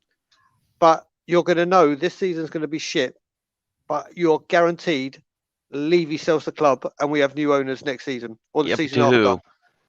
That part I can't tell you, but it's a new owner. Mate, I'm already biting your hand off, jumping off the CN Tower, flying over to America to jump off the Statue of Liberty, flying back home to jump off the London Eye, just doing whatever crazy Bruh. stunt you want, just to have it done. Bye, out my club, out. What do you Will, say, Will? What do you say, I Will? don't think so. Oh, Not I'm for done. me, no. I think if you told me, okay, like I think if you told me, look, Marcelo, we'll get near relegation, but we'll get like a City like or Chelsea like owners. I'll Okay, say no, then I'd be 100%. okay. No, I'm like 100%. No. I'll would, suffer yeah. through that season. Then Champions League, Mbappe. We get Neymar, we get all those guys. Or It'll be Liverpool's smooth owners. smelling. Liverpool's owners. Maybe not a Sheik, but let's say Liverpool's owners. The Yeah, back for the me, players. it could only be a sheik because you got to Only a remember one sheik. thing, right? You got to remember one thing. Only a sheik's going to be able to afford Spurs. Only someone who's got billions and billions. Daniel Yeah. Levy would only sell for And like American owners someone who's don't that care about rich. football. Yeah. They Jeff care about Bezos. making Yeah, money. get Jeff Bezos in. Get Mr. Exactly. Amazon They're like in. Daniel Levy. I'd rather literally. have Elon Musk buy the club than Jeff Bezos. There you go. Or Elon Musk. Yeah. There you go. Yeah. Elon Musk likes to throw money around, and he's now the richest man in the world, so I think he can afford it. So he's like, "Hey, I I'll want to go to take- I'll Mars. take- Let's I'll- start a big space company." Right? So I'll take Yeah. Elon Musk. I feel like he's too busy though. He wouldn't care about Spurs. Nah, I I wouldn't wouldn't care, want but he has no just problem chuck- throwing yeah, money chuck at everybody. money, He's got a yeah. whole Yeah. company about chucking money. It's called he could- Burnt or something like that, right? It's like bad ideas, right? Like he's got this whole company where they just build junk and just sell it because it's funny. Right? Yeah. Like they build flamethrowers and sell them online just because it's corny, right? He Like could buy there's Tottenham no, to chuck money at us. That'd be no problem. yeah. Yeah, I feel like Bezos would be too much of a businessman. I do agree though Yeah. with you, Will. But nah, man, I would love a Sheik. I would love an The Abramovich. guys who nearly Uh, bought Newcastle in the summer, they're the investment fund, the Saudi Arabia investment fund. Yeah, they won't. They'll never get Oh. a Premier League club. They'll never get it because of the human rights thing Yeah, that the have been human going rights on. thing. Yeah. But then also, Yeah. apparently, also what they've been doing, the sly little. Just funnel the money through a I guess it different is. country. It's Yeah. no You problem. could do that, but what they also do is Saudi Arabia have actually been pirating all the other Middle Eastern sport feeds. Yeah, Like I've the heard one, about the this. one that Andy Gray and Martin Keys are on, BN Sports. They just yeah. literally, they just siphon it off and have it streamed illegally, and it's caused a whole hullabaloo. There's not a chance that firm Yeah. will yeah. ever own a Premier League football club. Newcastle, though, what a mess they are. yeah. Oh, Thank God we Oh, haven't got yeah. Mike Ashley. Yeah, I'm Yeah. lucky, and he's a Spurs fan. Yeah, God, can Oh, you thank imagine? God. Yeah, Imagine no, him. no. Yeah, you want to talk about bad business making? They had half of Benitez, who was working at a negative 11 million net spending, keeping them mid-table, keeping them afloat, and all they had to do was basically stay in the Premier League, and they could get bought off by someone. But now, instead of just giving half a new contract that he wanted, right? They decide to go so cheap, cut corners, and get fucking Steve Bruce, one of the worst managers in the Premier League, and your only job is to stay afloat in the Premier League and be bought, and you choose to give that to fucking Steve Bruce. Like, It's ridiculous. honestly, I hope they get relegated. Just for that, like, honestly, you deserve to be relegated. That is The so one- stupid. The one thing I will say though, Newcastle, that I've been to St James's Park on so many occasions. It's the best stadium in the country. The Geordies are the best people. When you go away, they are just fantastic. But also, the fans there are something else. Newcastle fans are just absolutely brilliant because I've learned it here. Obviously, in the States and in Canada on this side of the pond, my wife never used to understand why I hate Arsenal so much or why I hate Chelsea so much. Because over here on this side of the pond, like for us, you have the Toronto Blue Jays, the Toronto Maple Leafs, the Toronto, I can't remember. What's the basketball team, Marcelo? Raptors. Raptors. Thank you. Yeah. Thank you, Will. So it's just literally a one city team. Mm. So It's by city there. Yeah. Here in America too, it's all about cities Exactly. and stuff like that. Yeah. Exactly. Yeah. It's like one state, apart from like the New York Giants and the New York Jets and a couple of those other. Mets, It's just Cubs. Yeah. It's just a Cubs, one Bears. city. It's just and in Newcastle they're exactly the same. They're White Sox. absolutely incredible. Yeah. I do love that club, but they deserve to go down the way they've been run. No. I am yeah, gonna have to take a second here. And say that we just broke 101 subscribers in the 3 days of this. I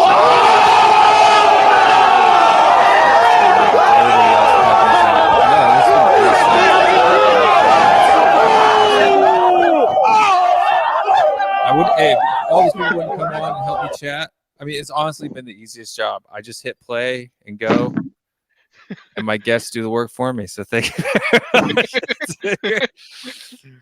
Yeah. It's a pleasure. No, I think it's just fun just to sit and talk about nothing. Like, there's no real topic, there's no agenda, there's no time limit. We just sit here and talk about the club that we love and the parts that we don't love. So yeah. Yeah. No, I will say this, but what Newcastle does is partly what we do. Look, this is what infuriates me about Levy. It's like, okay, you want to do a buy and sell method, right? I'm all for it. I'm okay with that. You look how Liverpool, you look how Leicester does it. It's successful, right? They do it effectively. But why is it successful? Because Liverpool went through the steps to get a good scouting team. Leicester went through the steps of getting a good scouting team. We don't go through the steps of getting a good scouting team. We had a good scouter, right? In Paul Mitchell. Why did he leave? But because Levy is impossible to work with. There we go. But there we go. But right, instead of trying to properly replace him, we get fucking Steve Hitchen, who is one of, honestly, my least honestly, how you feel about Marcelo. Levy is how I feel about Steve Marcelo, Hitchen. I Brian, feel I worse can't stand about the guy. Steve Hitchen. I cannot you know what? stand Steve Hitchen. A I'm guy going to put that's that to the test, Marcel. I'll just put this to the test because I'm going to tell you how much I hate Levy. And when I say this comment, everyone on the chat can be like, "Whoa, okay, I've just kind of understood how much you hate Levy." So I'm going to call your bluff, Marcelo, because I don't think you're going to go to the extremes that I go to. So my sentence is, I hate Daniel Levy more than that two-timing, backstabbing Judas cunt Sol Campbell. That's strong. That is That's strong. how much. That's strong. That's how much. But do I you know hate what? Levy. You know what, Brian? Right? I can genuinely understand, right, where you're coming from. I can understand purely honestly. because of how this guy has deprived us fans, right, these Of passionate fans, greatness. of greatness so Yeah. many times in different cycles with different managers, purely because all he cares about is making money for the business. That is what he predominantly cares about, and that is why, like, until, like, I generally do agree, unless Daniel Levy changes his methods with Mourinho at the end of the season, depending on what happens, if he doesn't do that, then unless he goes, that's the only time we're going to actually achieve greatness for this club. Yeah, I So can agree. Marcelo, Yeah.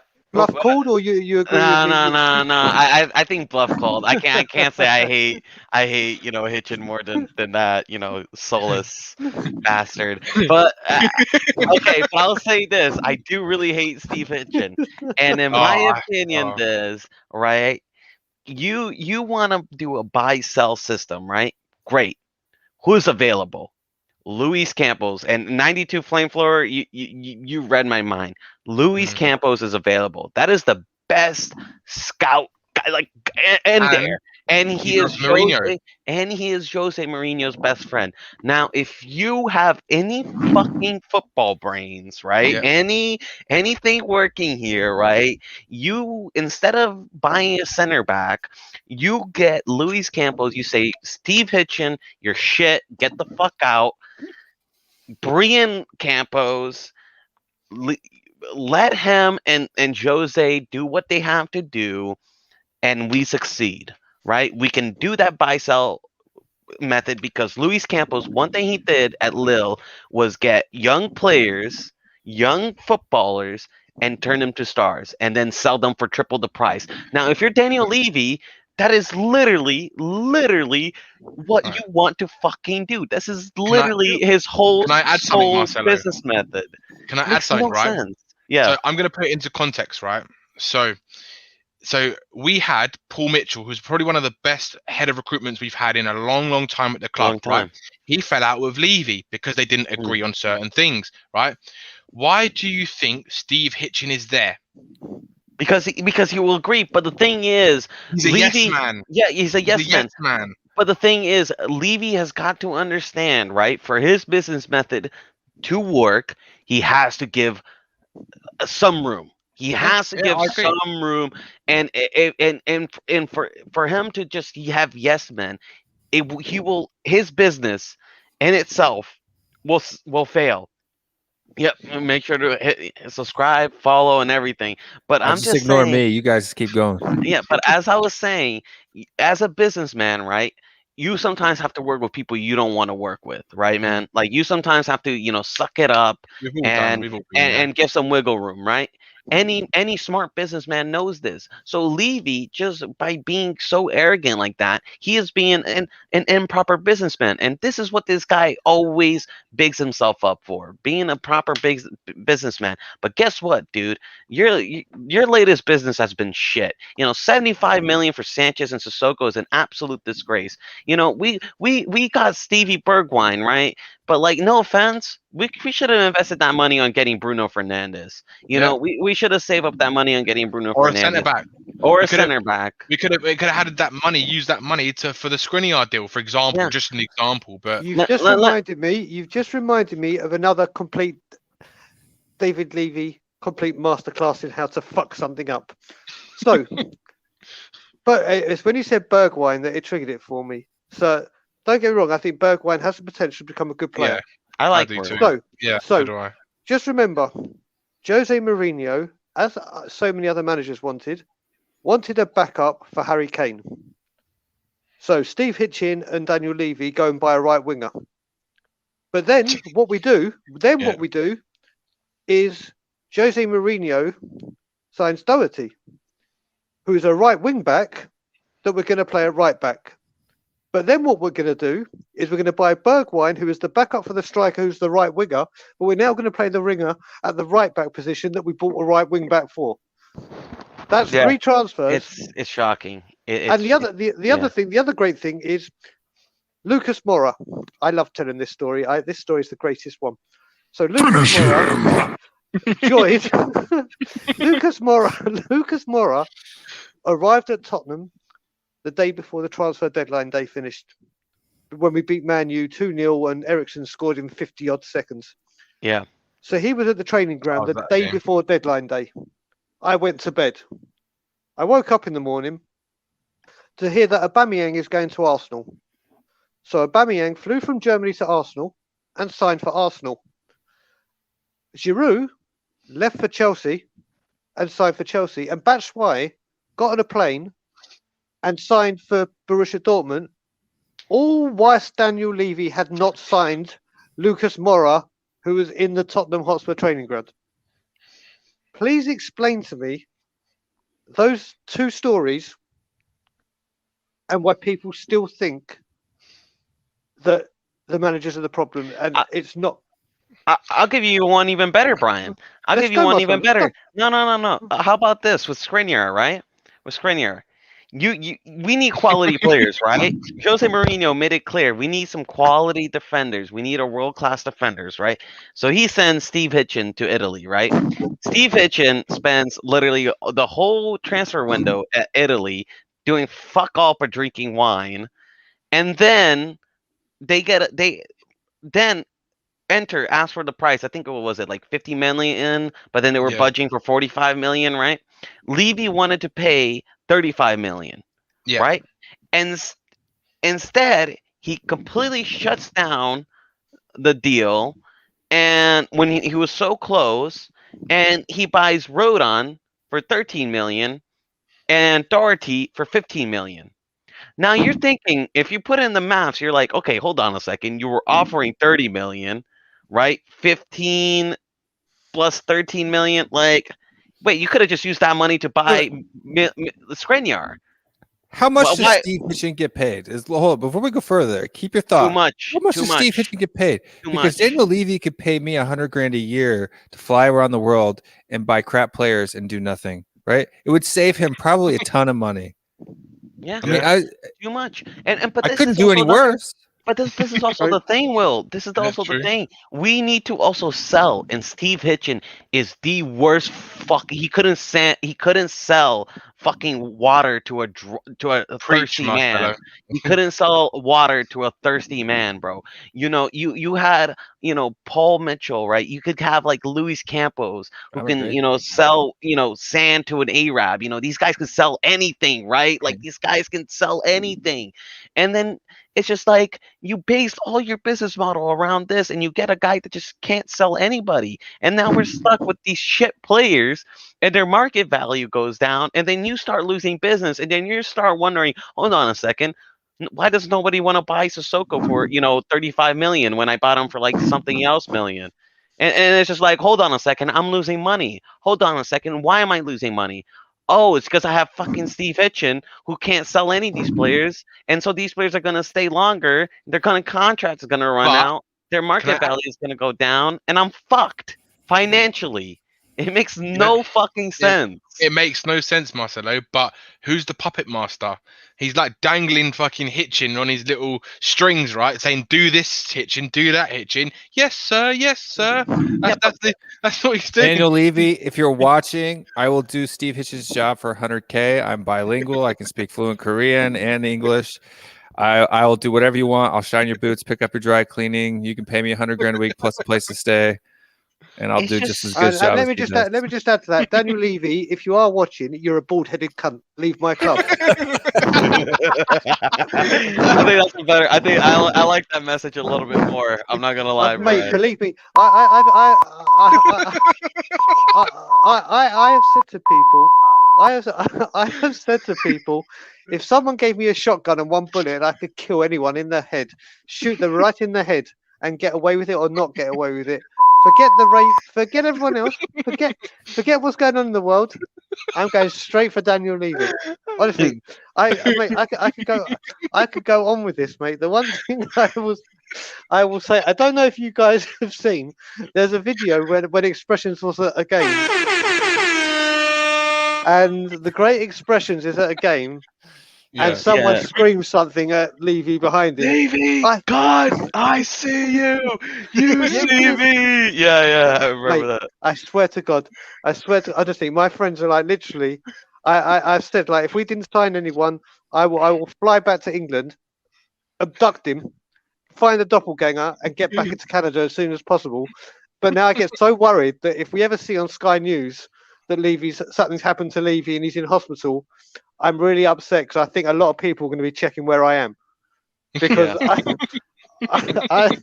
I literally, I won't. Honestly, I can't. I think people are understanding now when I say I hate him more than Sol Campbell, and my lovely public message to him, if he is watching. Yeah, fuck off, you. Yeah. Yeah. No, look, I honestly, man. I agree with what Flamethrower just said there as well. Again, a Levy bad mistake about how he tried to put in a bid, and he still and Inter actually was saying, yeah, you can still have him, but there's a deadline, and he waited and waited, and then I think a day after the deadline he still tried to get him, but they were like, no, you can't have him now, you've gone past it, you are fucking stupid or what? So actually, Marcelo, you might be able more to this because obviously being Brazilian. What the hell happened to Leonardo Damião? I think we're still bidding for him, aren't we? Damião, yeah, that's right. Yeah. I don't know how many transfer windows.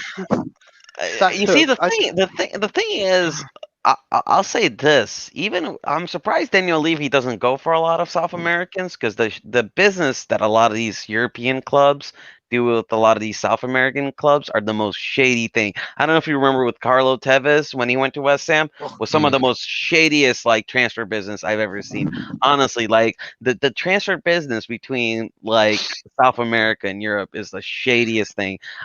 Nobody has a clue how it works. Nobody even knows if they, what type of money they're really getting. Like, I'm telling you, the transfer market in South America is a complete fuck up. It's a complete mess. I don't even know what goes on there. Like the thing is just that it's so corrupt in Brazil that a lot of these clubs can do like shady business, maybe sell a player, maybe break a contract or whatever, bend rules and stuff like that. I remember like even Chelsea, they got that transfer ban because they're buying players underage and stuff like that. Listen, that type of shit happens a lot in Brazil and these South American countries.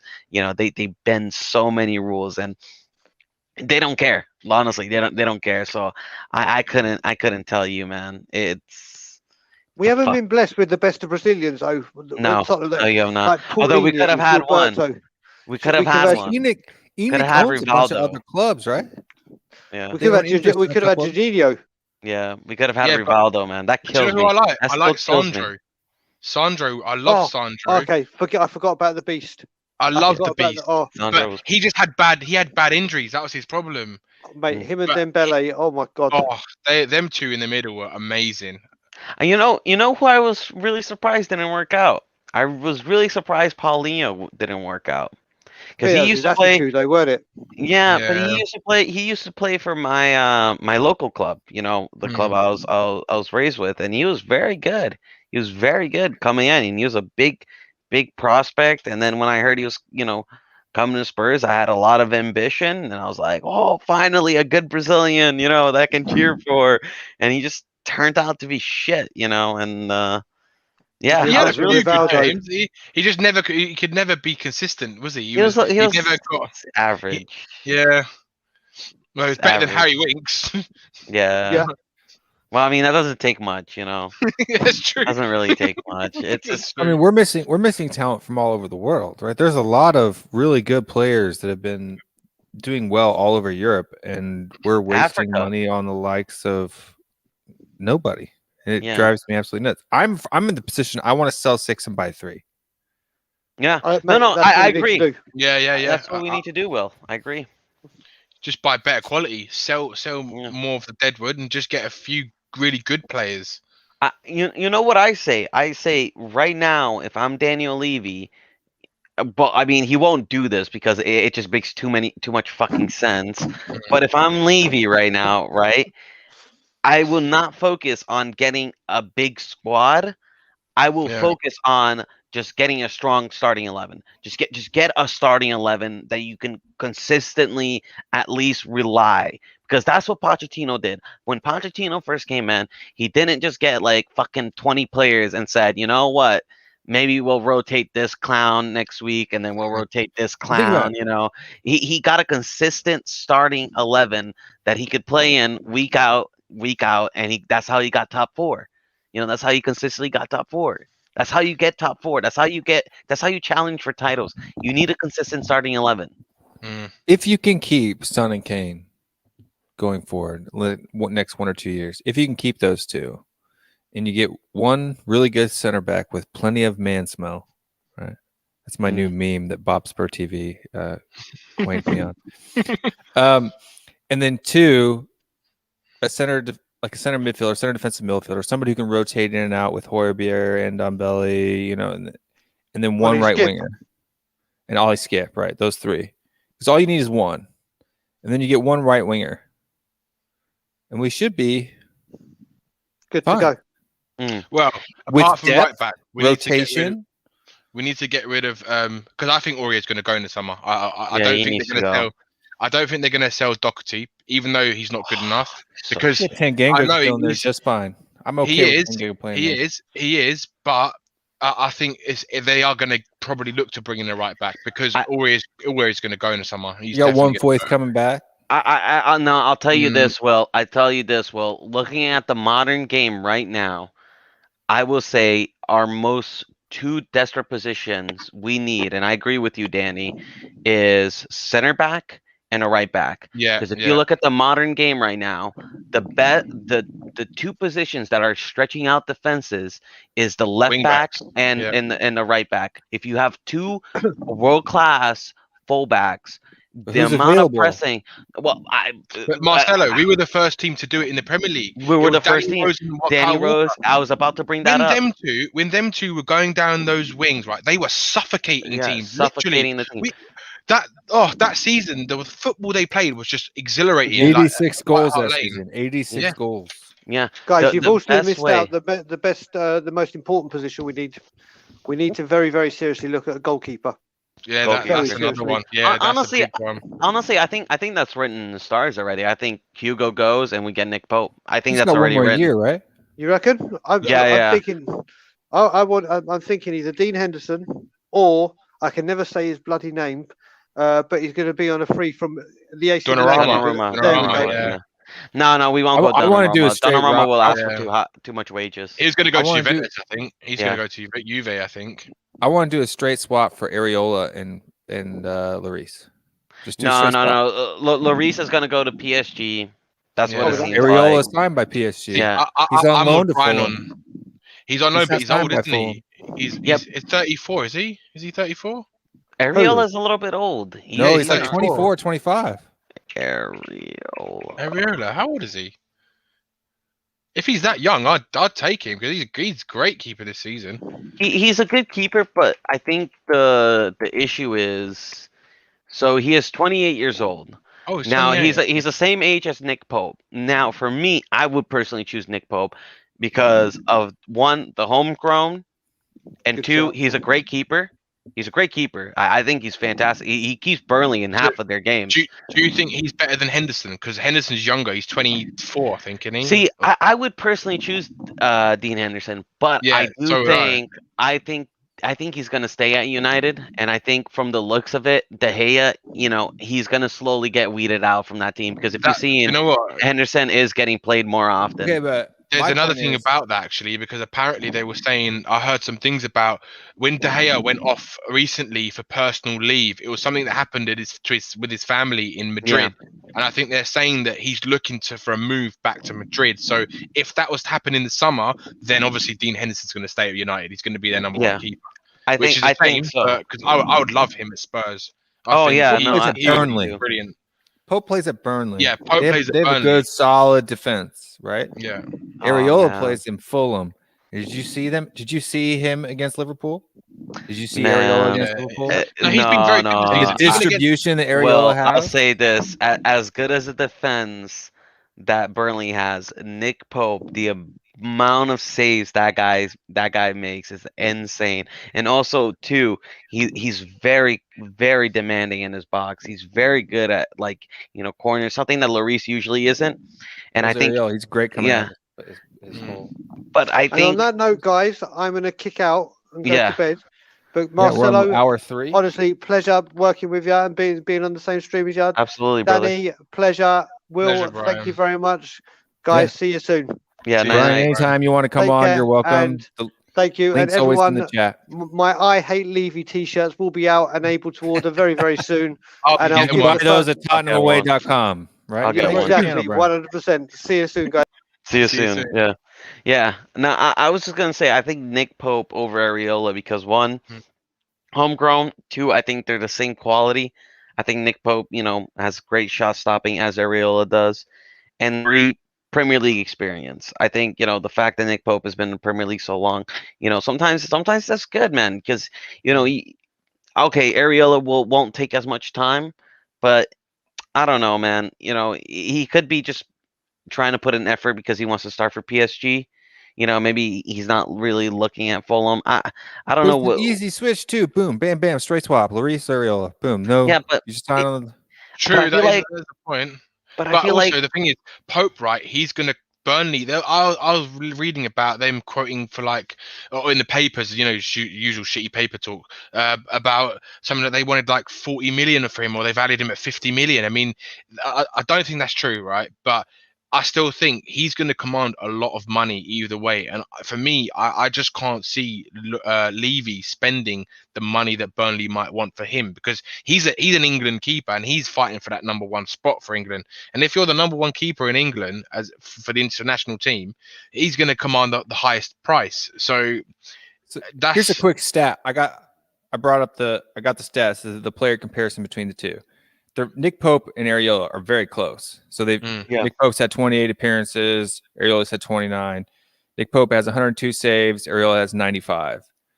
Nick Pope has 1 yellow card. Areola has no cards. And then the goalkeeping wise, clean sheets, they both have 9. Goals conceded, Nick Pope has 32. Areola has 35. So only 3 goals difference. Yeah, it's close. Saves per match, 4 for Pope, 3 for Areola. Save success is only 3% difference, 76% for Pope, 73 for Areola. For punches, Areola is a lot better at coming out of his box and punching it away. He has 23-7 over Nick Pope. High claims are 23-20, Nick Pope to Areola. And then sweeper clearances, they're fairly close, within 3 or 4 from each other, and throwouts are like separated by like 10 or 15, with Areola leading on that. So I mean, they're statistically, That's what I was saying. I think quality-wise, they're the same. But I think Nick Pope, if we can get him for a good price, I think we go for him because it just solves a massive homegrown issue that we're having right now. And I think that's just worth it. And you also have a quality keeper. So you have a very good player, and you have a I don't homegrown. not like Pope. Yeah. So I think it's it's my just fantasy team several times this year. Yeah. I think I will say agree this. with that, Marcelo. I do agree with that, but I get what Will's saying, because Levy's gonna look at it from a business point of view. If they want Lloris, and Poch wants Lloris, and he wants to go to Paris, it could just be a straight swap, because Fulham are going to probably go down, and if they go down, he's going to want to play. So, it could just be as easy as a straight swap when you save money on a if Fulham goes down. I wouldn't mind that. I think Fulham might have a clause in the loan deal. I'm not sure, but if he goes down, he's not going to sign with them. No, right? Of course not. No. So straight swap for Lloris, easy peasy lemon squeezy, right? You know what? I think Fulham will stay up. I have a sneaky I hope suspicion. they do. I think Newcastle are going to go down. I think Newcastle will go down. You know, I'd rather Fulham stay up than not. I like Fulham. I like watching them play second half as well. Since they went on that sort of after they stopped losing and they started actually playing good football, when it switched when he brought in Lookman and on loan and stuff like that. I've liked the look of them all season, and they play.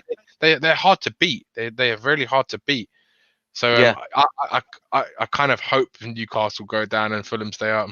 Yeah. Newcastle deserves it as well. But I will say this: if you could get 4 positions, and realistically, players for that, who would you choose?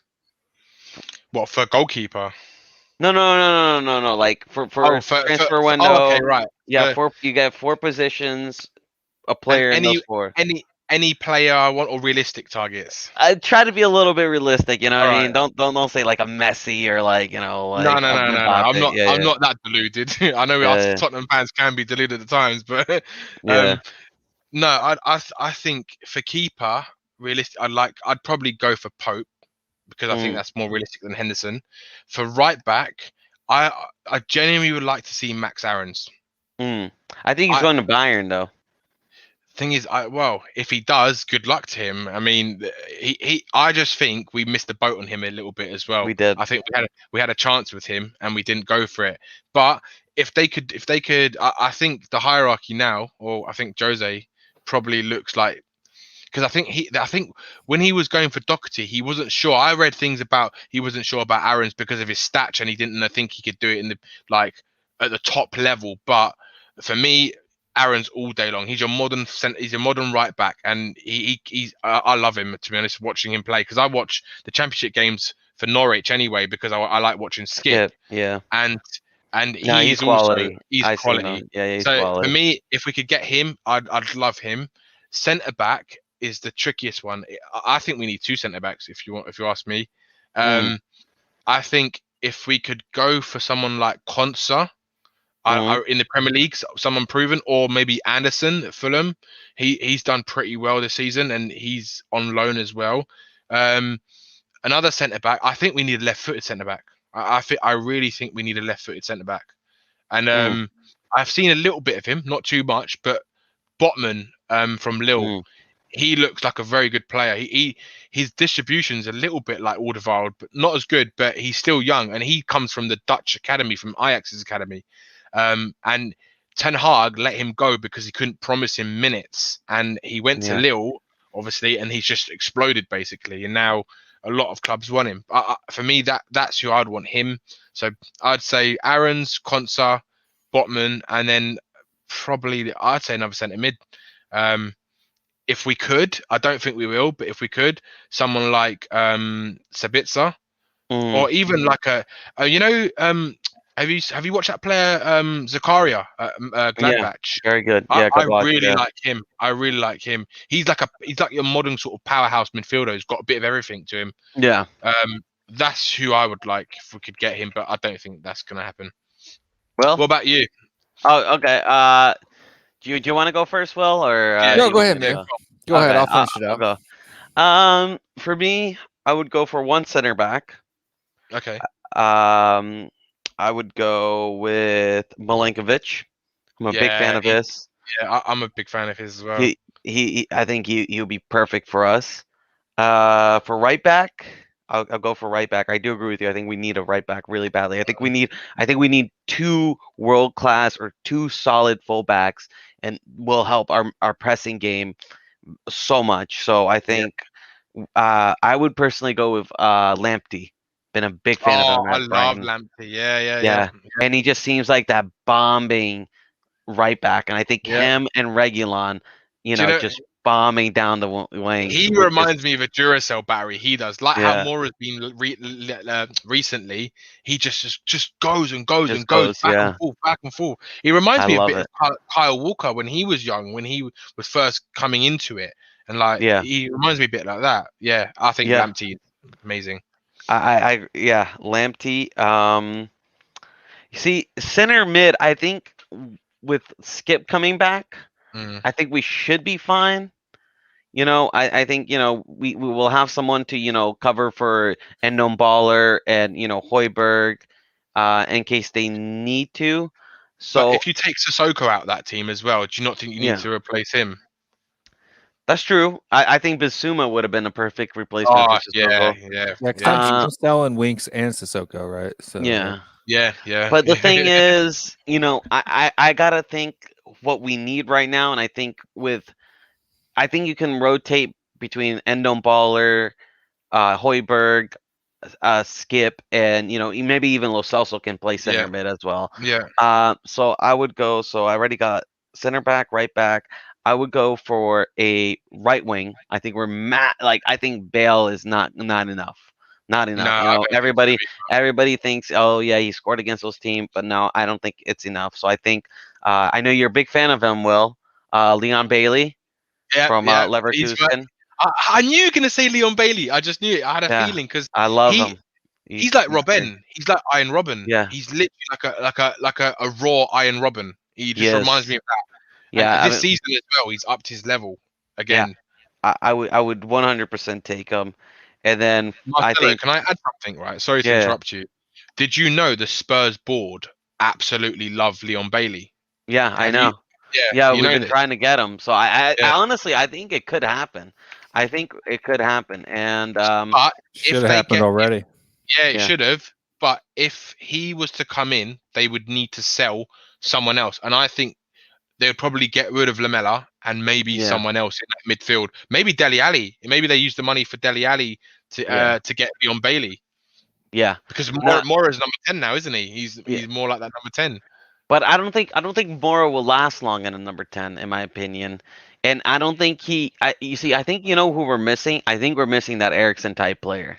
Yeah. As much as I like Lucas Moura at number 10, I think he is the better choice. And I think Will was right, but I think we're missing a guy because that can just be that creative spark. That position is dead. Yeah. That type of number 10 is dead now in modern football. I disagree. Eriksen can't get into the interside. That's why Ozil's. That's not true. Actually, Will. He's actually been performing. He's been playing regularly. He's been performing. He's performing quite well. He's now like a mainstay in their team now. I've been watching a bit of him, and he's been playing well. And if you look at Kevin De Bruyne and how just how creative. Kevin De Bruyne is a different kind of player. He's not that same type of player. No, but he's a creative spark. What I mean? If you look at Ozil when. Grealish. You look at Ozil when he was in the Grealish prime. is like De Bruyne. He's that same type of it's a high intensity, high energy, defend as much as you create type of center midfielder. He's my dream signing. It's different than Eriksen. Whereas Eriksen, he didn't defend. He didn't put a tackle on anybody. Yeah, true. He'd stick a leg out if the ball came past him, but he's not running back and getting inside the box to put a tackle on somebody. That's not Christian Eriksen. right? But- He sits, he waits, then he does some like crazy awesome pass, right? Like that's his thing. And that type of center mid or number 10 is gone. If you're not proactive, you just can't play anymore.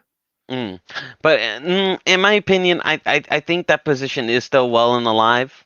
I think if you have a solid defense, I think that position is still well and alive. And I think if you look at Kevin De Bruyne, yeah, he does track back, but if you look at it, he does have a lot more freedom from defending than other midfielders. Oh, sure. But Yeah. I mean, he's still willing. He's gonna put a body on somebody if they come into his zone, is what I'm saying, right? Yeah. I think. Oh, sorry. Go on. Sorry. No, go ahead. No, I was just going to say, I think it was touching on what you said about those kind of number 10s. I think there's a few in the Italian league. I think Barella, is it Barella? Barella, fantastic player. At Inter, and the other one at Roma, the one who we looked at before, Zaniolo. Zaniolo, yeah. And I wanted both of them. Both of them. Again, the Tottenham board love him, and they looked at him, I think, last summer. But then he got that that works in injury. the Italian league because the Italian league is less physical. It's Yeah. a lot. It's less. There's a lot more sitting back in possession, right? I mean, look at Rabiot, right? What has he done? What have you heard his name since he went to Juventus? No, I mean, he's the same type of right creative. I would say this. I think I do think we need a creator.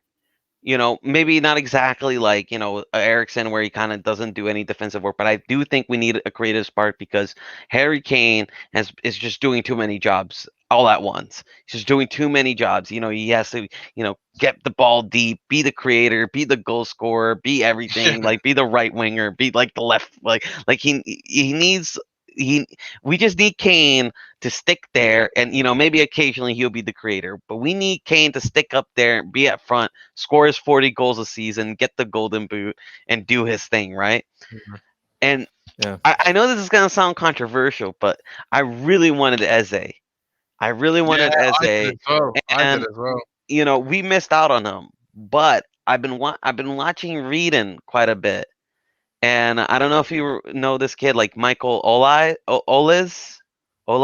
I think is how you say it. Man, I also see a player in that kid. Now, he would be a gamble. Buy. He's very young. He's 19 years old. But I'm telling you, that kid is Where's he from? He's part French, and he's part English. So I think he would still be considered homegrown. But he so far. He has 5 goals and 10 assists with Reading, and he just started playing with them. And I mean, I'm telling you, man, the kid he is gonna be a star. Yeah. Michael Olise, I think is how you say his name. Yeah, Michael Olise. He is very good. I'm telling you, man. I've been watching him, and I see a top player in that. He's got potential, but I think for the purposes, I think I'll have to go for a second center back. I do think we need Konza as well on that team, or Botman.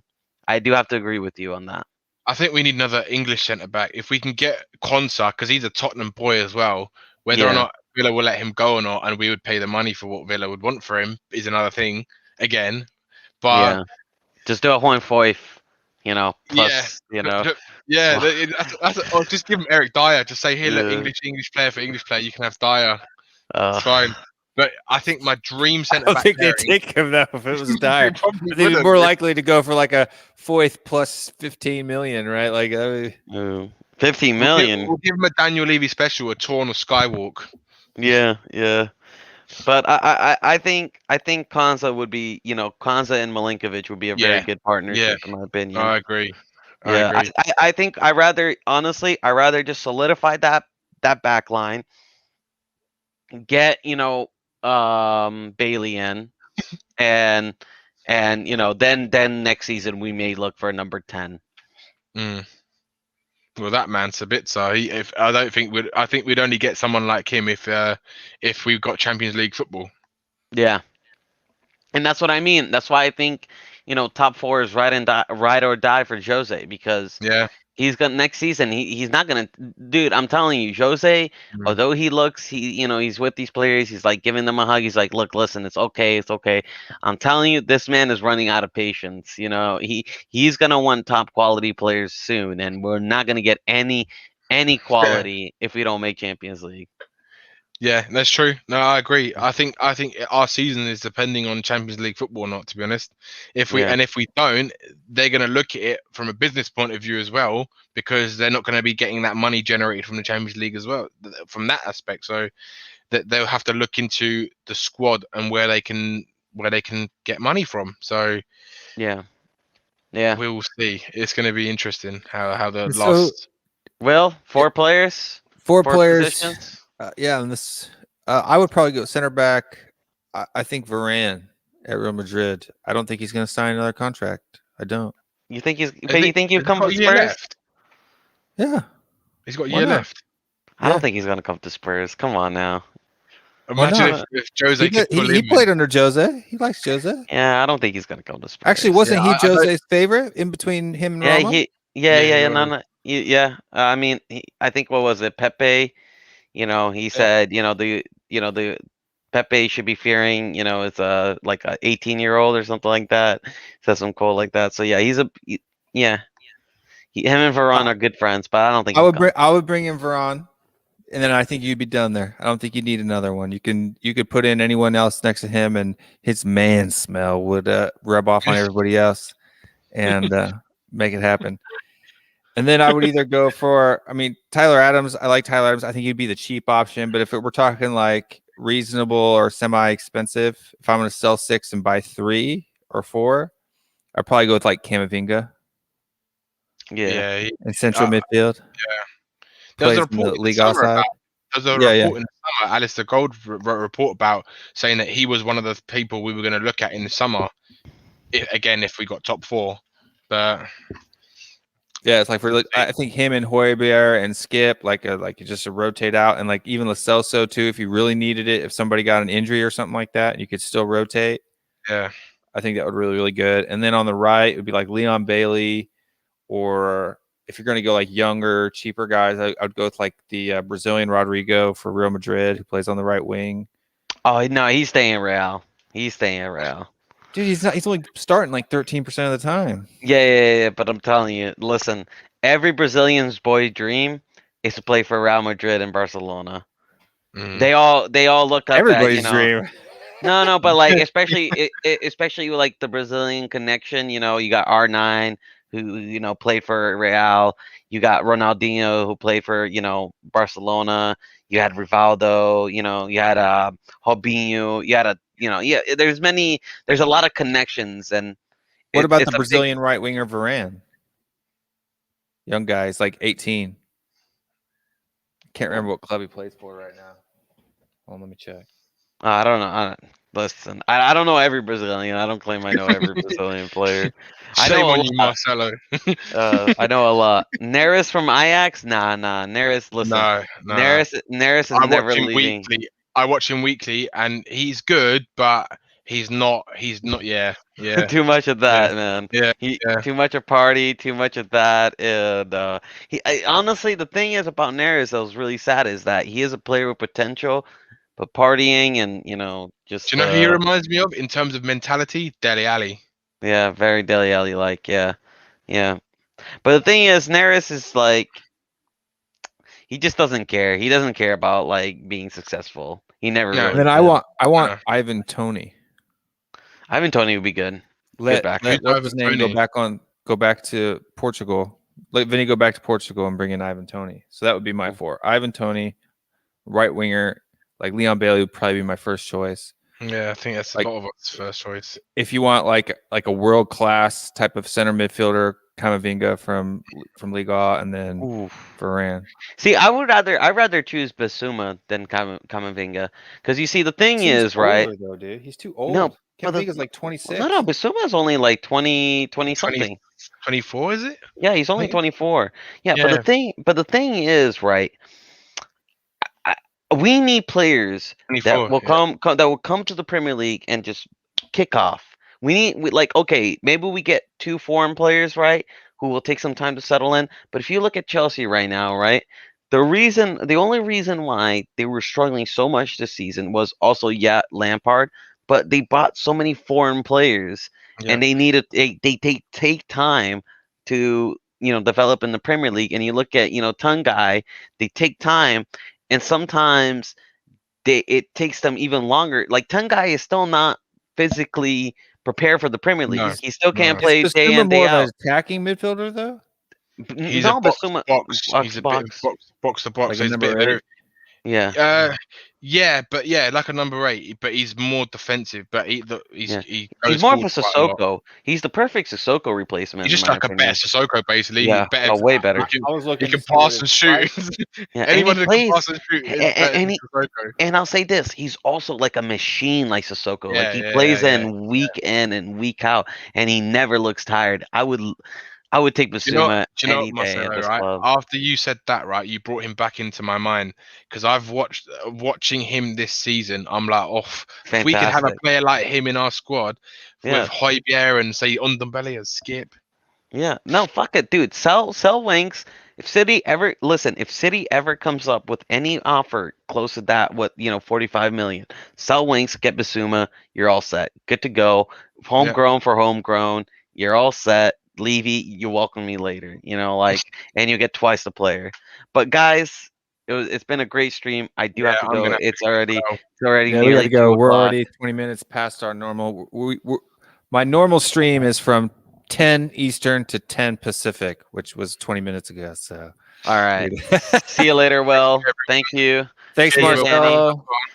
Yep. Danny, thanks for coming on. You're welcome Thank you, anytime. Will. It was a great show. This show tonight, I think, was absolutely great. I hardly had to do anything, and that was absolutely cool. So I appreciate you guys coming on. That's what this channel's for. Everybody's out here. Guys in the chat, I'm sorry I didn't get to you guys a lot. I think you felt neglected. But here's the cool part about this channel. If you feel neglected in the chat, come on the stream, right? Yeah. And then we don't have to worry about it. Yeah, come on in. If you feel neglected in the chat, come on in. Or please tag me at WillStewartTHFCRants. That way I can actually see it. But anyway, Marcelo, Danny, thanks for coming on.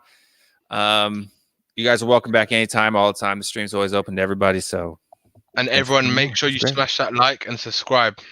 Yeah, it was great. I can't believe it. 3 days and 100+ subscribers. It's pretty cool. Yeah. And that's all thanks to these folks here. So. Yep. Congrats, Will. Yeah. And come on, you Spurs, and see you later, guys. See you later, everyone. Good night, lads. Good night. Danny, thank you very much for coming on. Appreciate it, Thank you, Will. Thank you. I'll see you soon, Will. Yep. Anytime, man. Anytime. Have a good one. Good night. All right, guys. Well, that's it. I'm going to shut it down for tonight. Just want to thank everybody in the chat. Wayne Winter, you're an absolute hero. Stayed in here with us all night long. Creator ES, Mexico Spurs SC, Alejandro Perez, Michael David Selski, DM, 92 Flamethrower. You guys absolutely rock. Brian Dougal, thanks for coming on. Brandon, thanks. Vixen Dixon, thanks for coming on. It was absolutely amazing. DM, thanks for coming on. David Delgado, thanks for coming on. Tottenham Teacher, thanks for coming on. Everybody else, if I missed you in the chat and you're still here, say a big what's up. Still got 18 people. That one guy on Twitch, you're amazing. I don't know why you don't chat. Can you not? The guy who's watching on Twitch. I'm talking to the guy who's watching on Twitch. Please let me know if you're able to comment or you just like to watch. And if you do, that's okay. But let me know if you're able to comment on the stream.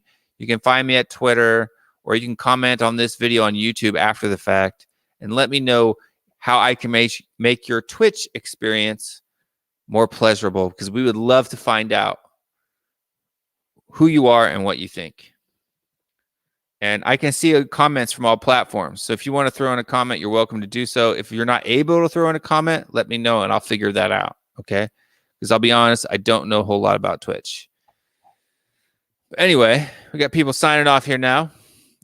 And great show. Keep it up, Will. Speak to you soon. Thank you very much, man. I really appreciate it. And with that, remember to stay strong, Stay Spurs. And let's roll that outro because it's time for me to go to sleep. Good night.